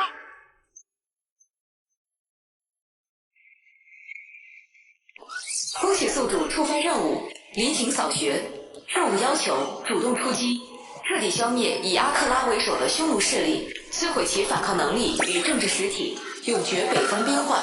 任务奖励：实用型蒸汽机全套技术与图纸。蒸汽机，真正的工业革命的心脏，有了它，机床就不再受制于水力，火车、轮船，无数想象都将成为可能。风险当然有，主动出击，深入草原，后勤、情报、气候都是挑战，朝中反对势力也必定会极力阻挠。但是，这个机会绝不能错过。拥有了蒸汽机，大周才能真正迈入工业时代，我所规划的一切才能加速实现。匈奴必须灭！明天就去面见皇上。陛下，臣有本奏。林爱卿，请讲。陛下，北疆之战虽破匈奴大军，但匈奴实力仍然强大。臣以为，被动防御、图耗国力，终非长久之计。故臣请旨率神机营主动出塞，北伐匈奴，离庭扫穴，永绝后患。陛下，万万不可！如今国库空虚，民生疲弊，正当休养生息，岂可轻启边信，劳师远征？此亡国之兆也。陛下，王侍郎所言有理，深入漠北，千里溃粮，后勤难继。匈奴残部虽弱，然飘忽不定，熟悉地形，我军若孤军深入，恐怕难以为继。林大人，莫非是被胜利冲昏了头脑？漠北乃不毛之地，大军前往，无异于送死。区区数千神机营就敢言灭国，真是痴人说梦。林爱卿，重卿之忧不无道理。北伐之事关乎国运，你可有把握？陛下，臣有10分把握。北伐并非盲目冒进。哦，愿闻高见。神机营之战力，诸位有目共睹，火器之力非弓马可挡。在草原开阔之地，其威力更能发挥至极。火器虽利，然弹药补给如何解决？漠北无水无粮，你的兵难道能饿着肚子打仗？赵尚书的担忧不无道理，不过臣只率领神机营以战养战，补给并无压力。就凭你那神机营几千兵马灭掉匈奴，林少监，你也不怕说大话闪了舌头？众爱卿所言皆有道理，此事事关重大，容朕再思量一番。退朝。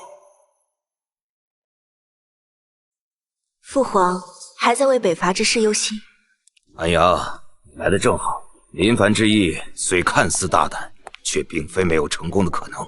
若能一举解决匈奴，实乃千秋功也。只是朝中反对之声甚重，王老等人所言也非全无道理，朕难以决断。父皇，儿臣以为林凡之策可行。哦，你对他如此有信心？父皇，儿臣亲眼见过他如何从无到有，造出火炮击溃无尾，也见过他如何白手起家，建起兵工厂，练成神机营。他所行之事，每每看似不可能，却总能创造奇迹。此次北伐，他既然敢提，必定也有相当把握。朕也知他有大才，只是此战若败，不仅林凡性命难保，我大周国力亦将大损，朕赌不起呀。父皇，儿臣愿以性命与声誉担保，若林凡北伐失败，儿臣愿削去公主封号，永居冷宫，以此向天下谢罪。安阳，你何至于此？父皇，因为儿臣相信林凡所掌握的是足以改变国运的力量。此战不仅是为灭匈奴，更是要向天下证明这股力量的强大。若因朝中保守之声而错失良机，让匈奴做大，将来我大周要付出的代价只会更大，请父皇果断决策。北伐之意，朕已有决断。匈奴不灭，北疆不宁，朕决意采纳林凡之策，北伐匈奴，力挺扫穴。林凡听旨。臣在。朕封你为北征大将军，率领神机营全军北伐，一应粮草物资由户部优先供给。望你不负朕望，不负万民所托，扬我国威于漠北。臣领旨，必竭尽全力扫平匈奴，以报陛下天恩。陛下，3思啊！王爱卿，朕意已决，莫非你要朕收回成命？臣不敢。林凡，朕在赐你尚方宝剑，剑只如朕亲临。北伐途中，凡有抗命不遵、延误军机者，无论品级，先斩后奏。臣谢陛下隆恩。皇帝对我还是很信任的，接下来就是准备攻城的事宜。后装步枪、火炮、震天雷都要造一批出来，让匈奴见识见识什么是工业化。不错，军纪严明，再加上后装步枪、震天雷、火炮，消灭匈奴应该问题不大。将士们，你们可知我们为何要北伐？不是为了开疆拓土，不是为了抢掠财物，是为了让我们身后的父母妻儿再也不受匈奴铁蹄的威胁，是为了让北疆的百姓能安心耕种，是为了用我们手中的武器为大周打出一个100年太平。我知道此去漠北，路途遥远，环境艰苦，甚至可能马革裹尸，但是我们的牺牲是值得的，因为我们今日之所为，将功在当代，利在千秋，我们的名字将被铭刻在历史的丰碑之上。听我命令，大军开拔，目标漠北王庭。不灭匈奴，誓不还朝！不灭匈奴，誓不还朝！公主殿下，林凡，一切小心，我在京城等你凯旋。殿下放心，林凡定携大军凯旋归来。撤！林凡，一定要平安回来。草原辽阔，视野极佳，利于火器发挥，但也极易暴露行踪。匈奴骑兵来去如风，必须小心戒备。林将军，前方发现小股烟尘，疑似匈奴游骑。传令下去，全军戒备，变化为防御行进阵型，占据左侧缓坡。没有我的命令，不许开枪。是。撤！啊！这些周人队形好生古怪，没看见多少弓箭。装神弄鬼，看我的衣着不像边军精锐，估计是从哪儿凑来的杂兵，如同土鸡瓦狗，随便宰杀。管他什么兵，送上门的功劳不能放过。走，试试他们的长色。撤！敌军飞到这逃跑，还敢主动向我们发起进攻，也好，就让他们来练练兵。刘老川，属下在。挑出30人，上前50步，列3段击阵型，等敌人进入150步，自由射击。得令。第一队跟我上前。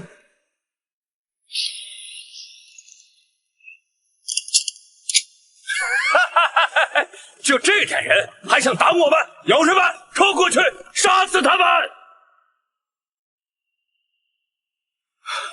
他们冲过来了，好快的速度！都稳住，记住林将军教的，把他们当成移动的靶子，自由射击。预备，开火！什么声音？他们用的什么妖法？不要停，继续射击！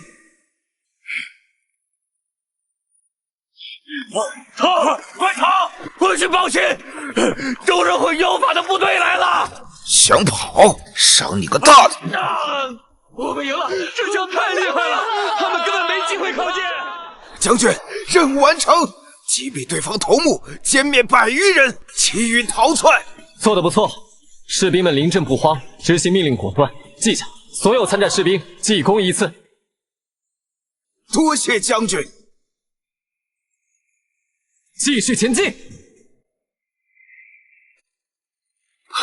将军，前面发现一处匈奴营地，存放了不少粮食。不错，又来活了。将军，我们让他们见识一下什么才是真正的力量。火炮前移，抵达后立刻构筑炮兵阵地。是。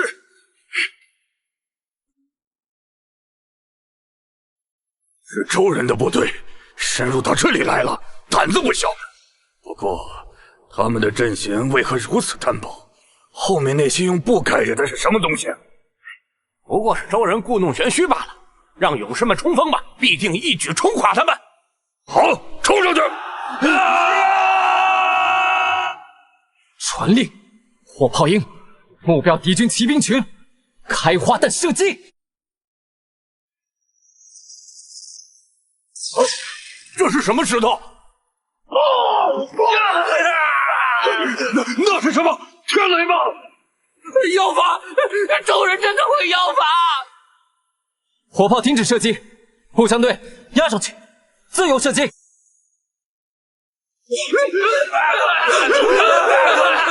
将军，好消息！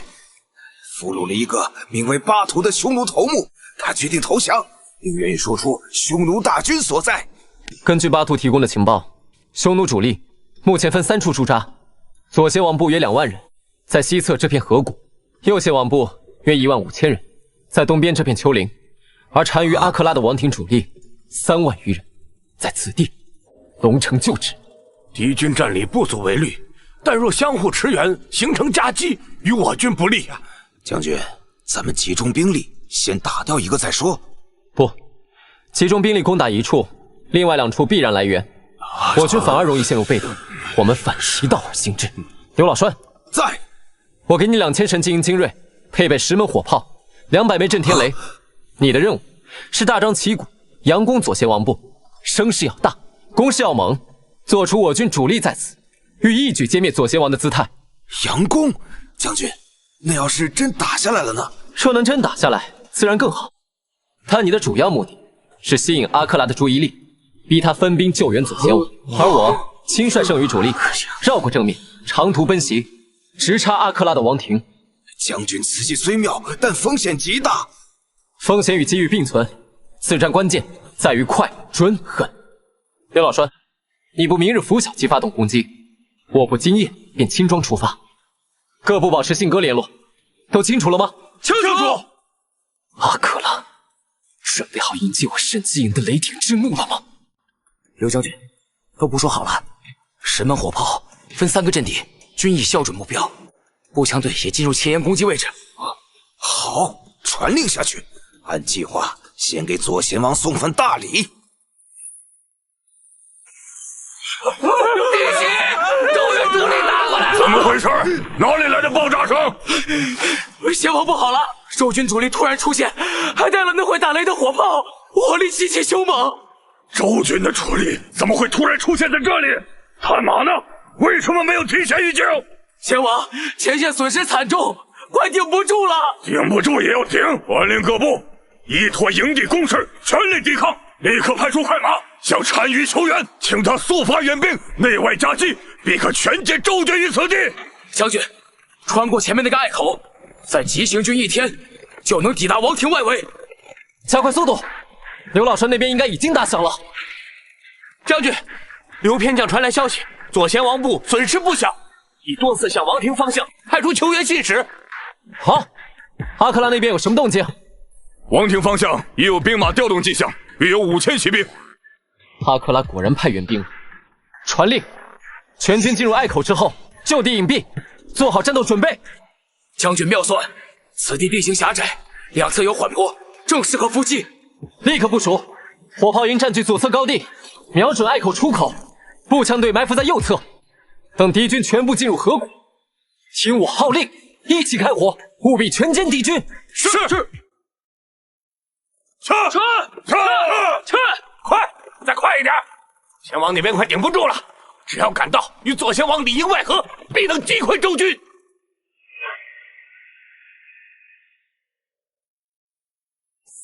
开火！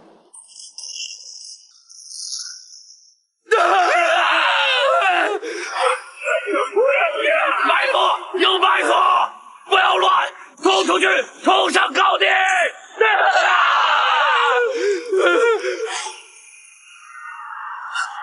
将军，大捷！敌军5000援军被我军全歼于此，我军无一伤亡。好，将军，我们接下来传令全军丢弃不必要的辎重，只带武器弹药和3日口粮，全速奔袭王庭。将军，那就是阿克拉的王庭。看旗帜和帐篷的规格，他本人肯定在里面。传令，炮兵立刻构筑阵地，目标王庭核心区域，那些最大的帐篷。火炮准备完毕后，立刻发动总攻。将军，火炮已经准备好了，发起进攻。那是什么？是火炮！周军打过来了！快去通知单于大人！单于大人，不好了！王庭周围出现大量周军，已经快打进来了！周军来了，那左贤王那边的事中计了，我们都被骗了。周军佯攻左贤王，吸引我分兵，武力却绕道来偷袭王庭，好狠毒的手段！差不多了，火炮停，步枪队进攻！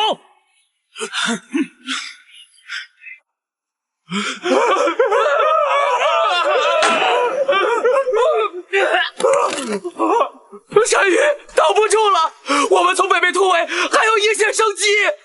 走，往哪里走？王庭一回，部众离散，阿克拉还有何脸面苟活于世？草原的雄鹰，宁可折断翅膀，也绝不低头。勇士们，随我冲锋，目标地方主帅，杀！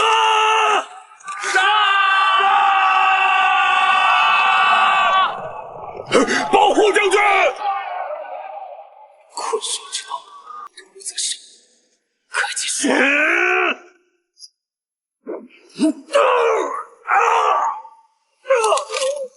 大人！匈奴单于阿克拉已死！雷将军万岁！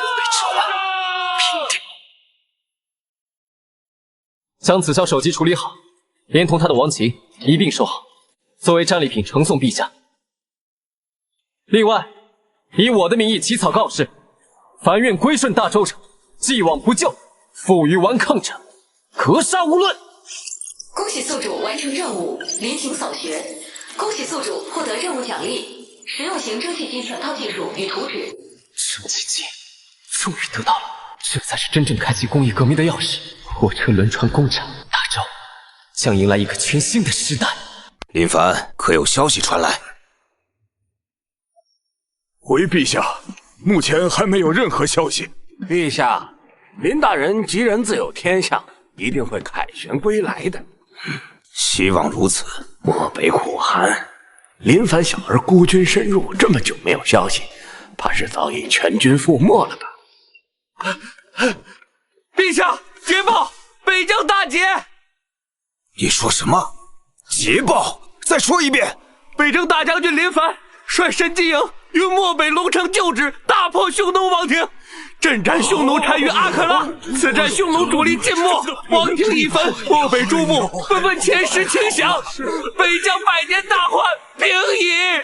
什么？匈奴单于阿克拉死了？一战杀尽匈奴主力，这怎么可能？你做到，你真的做到了。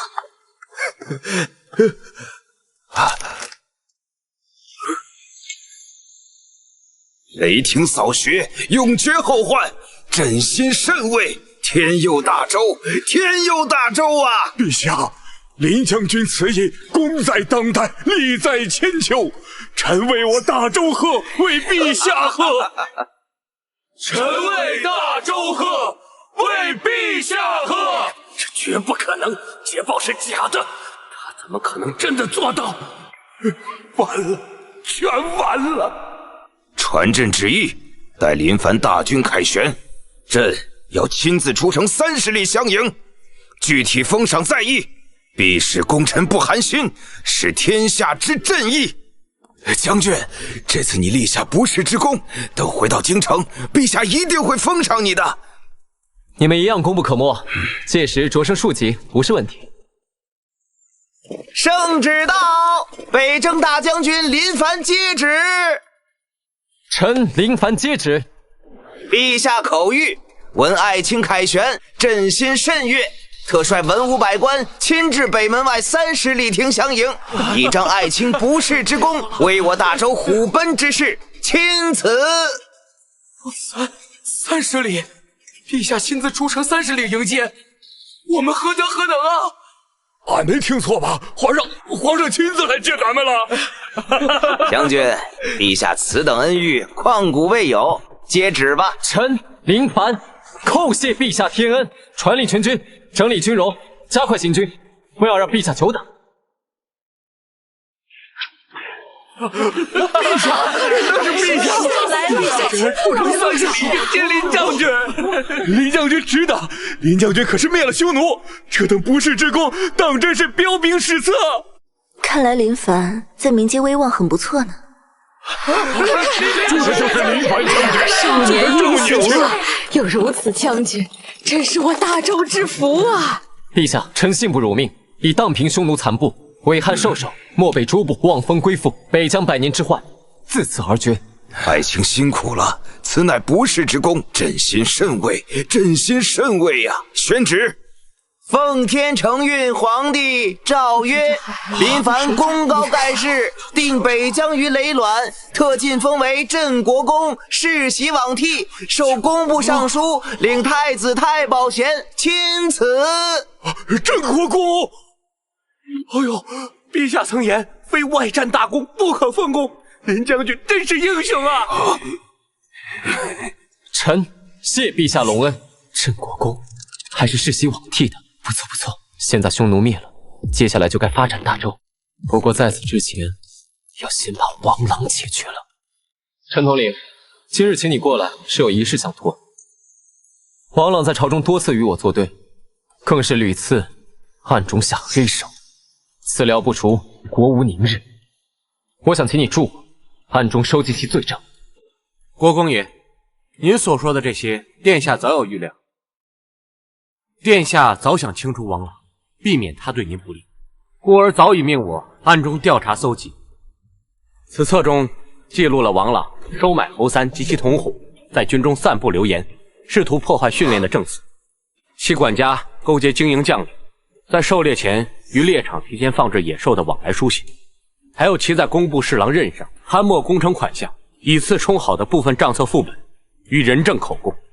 原来殿下早已替我虑及此处。陈统领，谢谢你，替我谢谢殿下。国公爷言重了，您与殿下心系社稷，乃我大周之福，末将能为国公爷与殿下分忧，是末将的荣幸。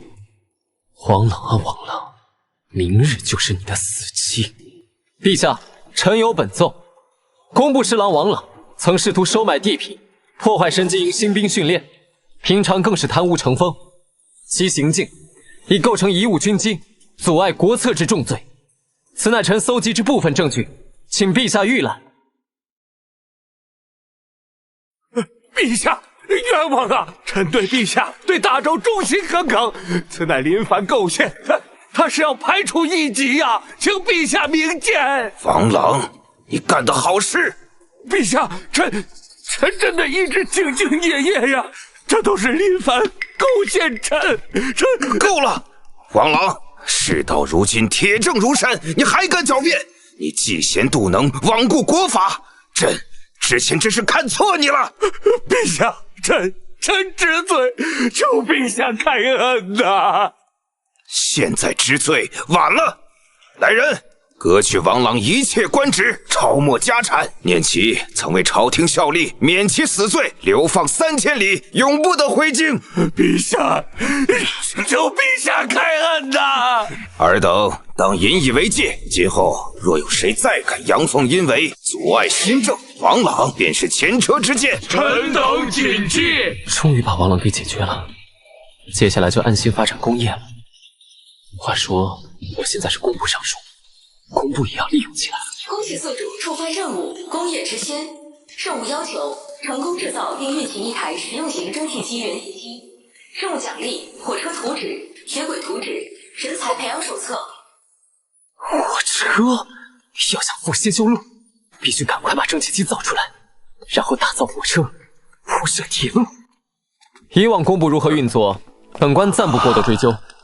但从即日起，工部上下需全力配合京郊兵工厂各项工作，尤其是资源调配，优先保证大周第一兵工厂。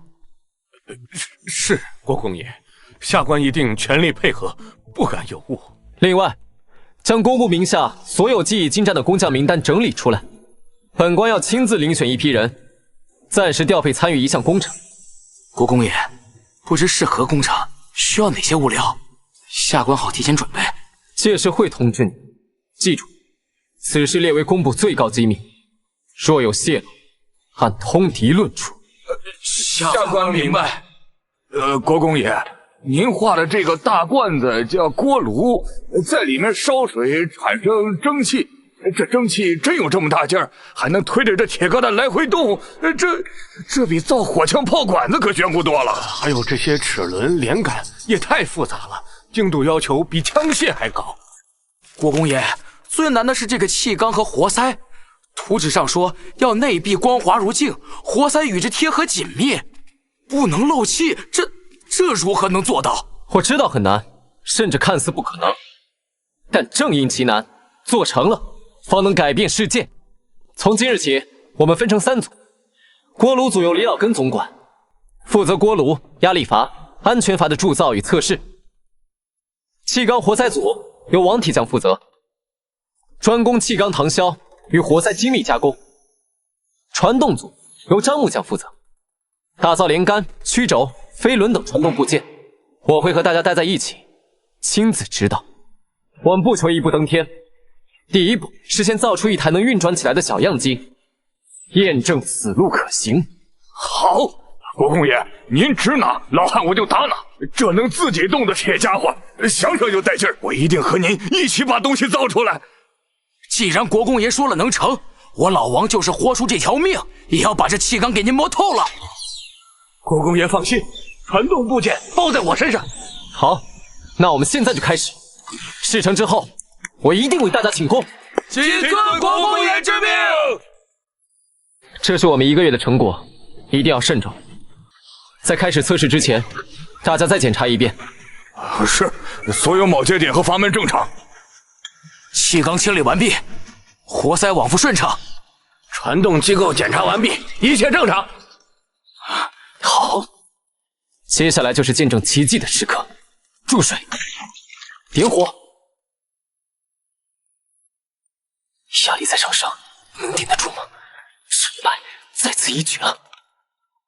保持火力稳定，老王，准备听我口令，打开主机门。准备好了，开阀，开。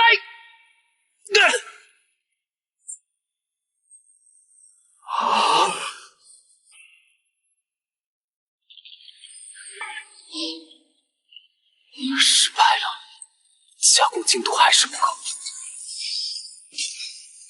动了，真的动了，不用水推，不用马拉，它自己动了，神迹，神迹呀！国公爷成功了！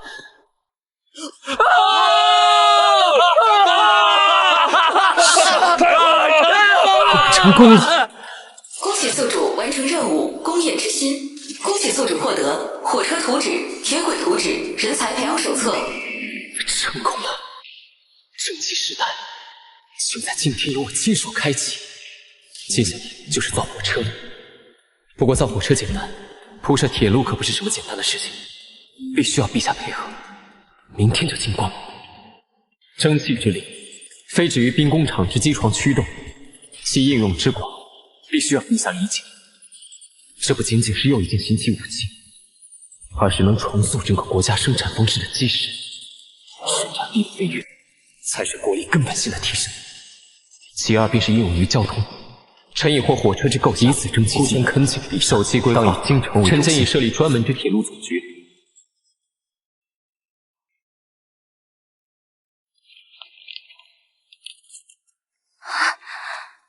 林凡，林凡这些天也不知道在忙碌些什么，好久没见到他了。公主殿下，陛下，林爱卿，你怎么来了？臣来给陛下报喜，臣刚刚研制出了蒸汽机。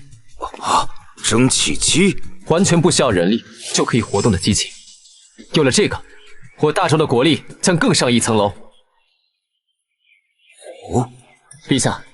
此乃臣草拟的大周帝国工业发展5年规划纲要，请陛下预览。林爱卿，这规划未免太过宏大。全国铁路干线，帝国科学院，这需要耗费多少银钱，动用多少民力？父皇，儿臣看来，林先生所说看似耗费巨大，但若能实现，其带来的收益将是投入的100倍、1000倍。譬如这铁路，一旦建成，物资调配、军队调动、朝发夕至，对于巩固统治、发展经济有无可估量的作用啊！陛下，公主殿下所言极是。工业之力在于提升整个国家的效率与力量。规划虽宏大，但可分期进行，我们一步一步慢慢来。好，朕就陪你赌这一把。林凡，朕命你全权负责此事，火车还有这什么铺设铁路，全都由你一人负责。帝国科学院也由你兼任院长，一应所需，朕和内堂给你撑腰。臣定当竭尽全力，不负陛下重托。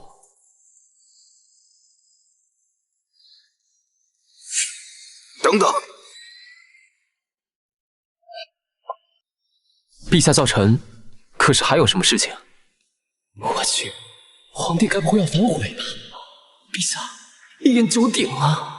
林爱卿，你自入朝以来，先是献上火器练兵，破匈奴，定北疆之患，如今又献上这蒸汽机与铁路之策，功在社稷，利在千秋。朕每每思之，深感欣慰。陛下谬赞，此皆臣分内之事，亦仰赖陛下信任与支持。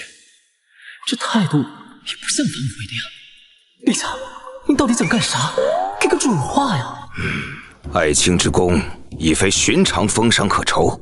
朕思来想去，尚有一事或可两全。林凡，你觉得朕的女儿安阳公主如何？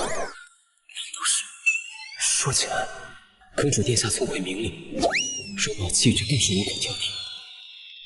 公主殿下天姿国色，聪慧过人，且心怀天下，臣敬佩不已。好，既如此，朕今日便做个主。林凡，朕欲将安阳赐婚于你，你可愿意？果然，陛下亲自赐婚，对象还是安阳公主。我确实倾慕公主已久。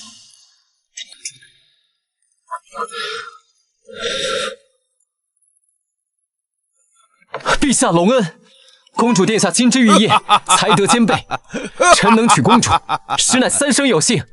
臣林凡叩谢陛下天恩。好，好，好，安阳，你的意思呢？儿臣但凭父皇做主。如此甚好，此事便定下了。待择定吉日，朕亲自为你二人主婚。林凡，这份空白诏书你拿去。陛下，此乃何意？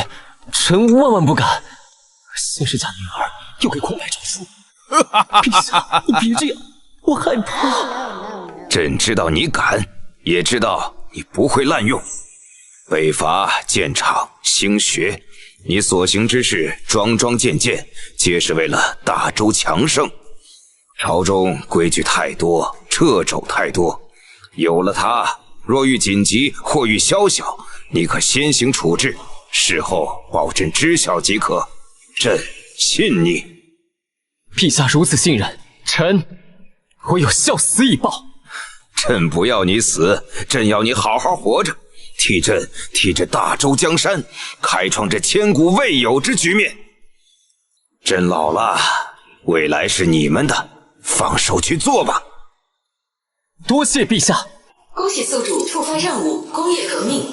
任务要求造出火车，构建全国铁路网络，培养人才。任务奖励内燃机图纸、电力概述。内燃机，刚造出蒸汽机就要奖励内燃机，这下不得不干了。所幸李老根他们现在技术也不错，有图纸的情况下，应该能造火车，就交给他们了。我去处理帝国科学院的事宜，双线并行，完美。李师傅，国公爷，您吩咐。蒸汽机已成，下一步便是让它动起来，拉动万钧之物，日行千里。这是火车全套图纸，包括机车头、各类车厢、连接部件以及专用的工字形轨道。这火车比蒸汽机还要庞大复杂的多。如此巨大的铁轮，还要承受那般重量，铸造和加工的难度，我知道很难，但我们已经造出了蒸汽机，证明了我们的能力。李师傅，我任命你为火车制造总管，王师傅、张师傅，你们从一旁协助，集中兵工厂最优秀的工匠，全力攻克火车制造的各项难关，务必要把火车造出来。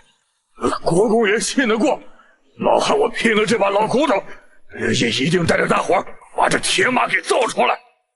好，有信心就好。需要什么资源，直接报给我，优先调配。我希望尽快看到第一台蒸汽火车问世。是，国公爷。国公爷，此地距离京城西门约15里，临近官道，取水便利，且地势高燥，不易受水患。后方山体亦可以做天然屏障，很符合您对帝国科学院选址的要求。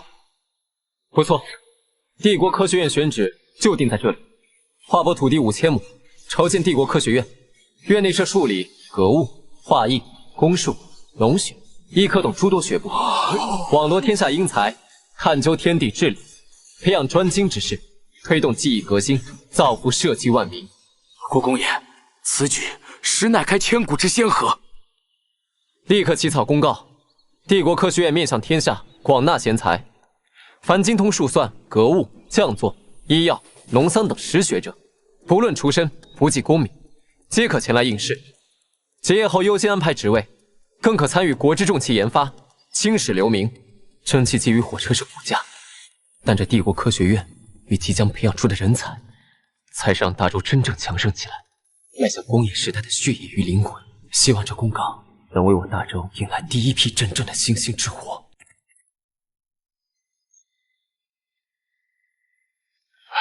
国公爷，您来了，按您的吩咐，朕目间距、道闸厚度都严格按标准来的。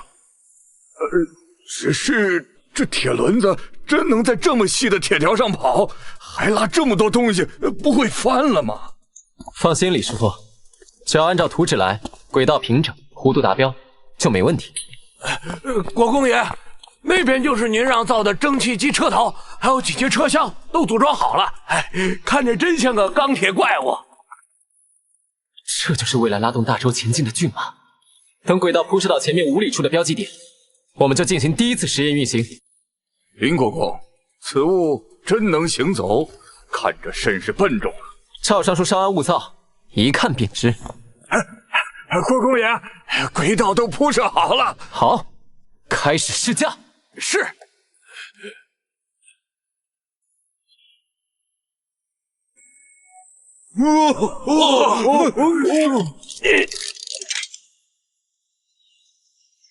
动了，真的动了，还拉着这么多东西。这日行千里，空非虚言呐！国之利器，这才是真正的国之利器。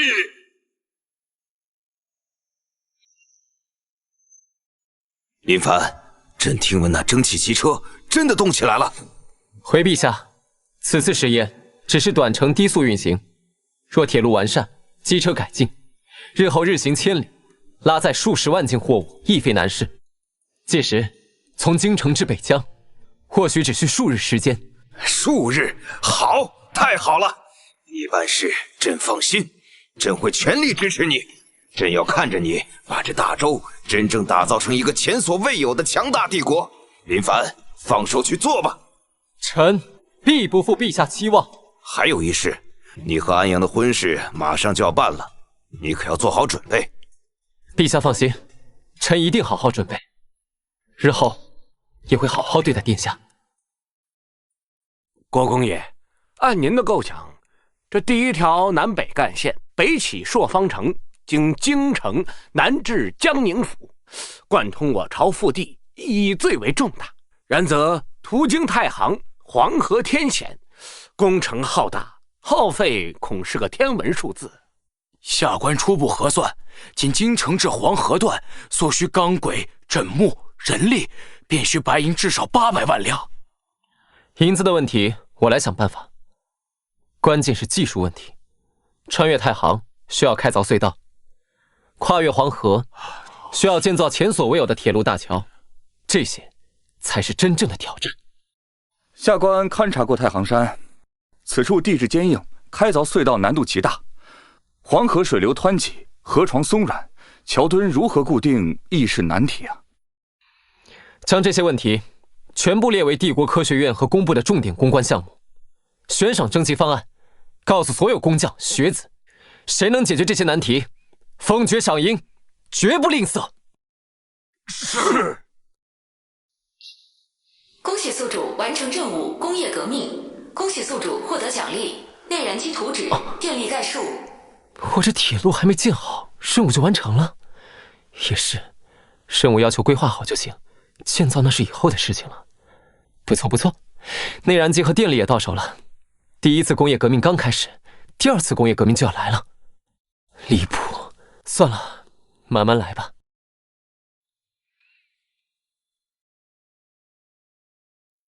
林凡，今日朕将最珍爱的安阳交予你，望你二人同心同德，不仅经营好小家，更要辅佐朕经营好大周这个大家。臣遵旨，必不负陛下厚望。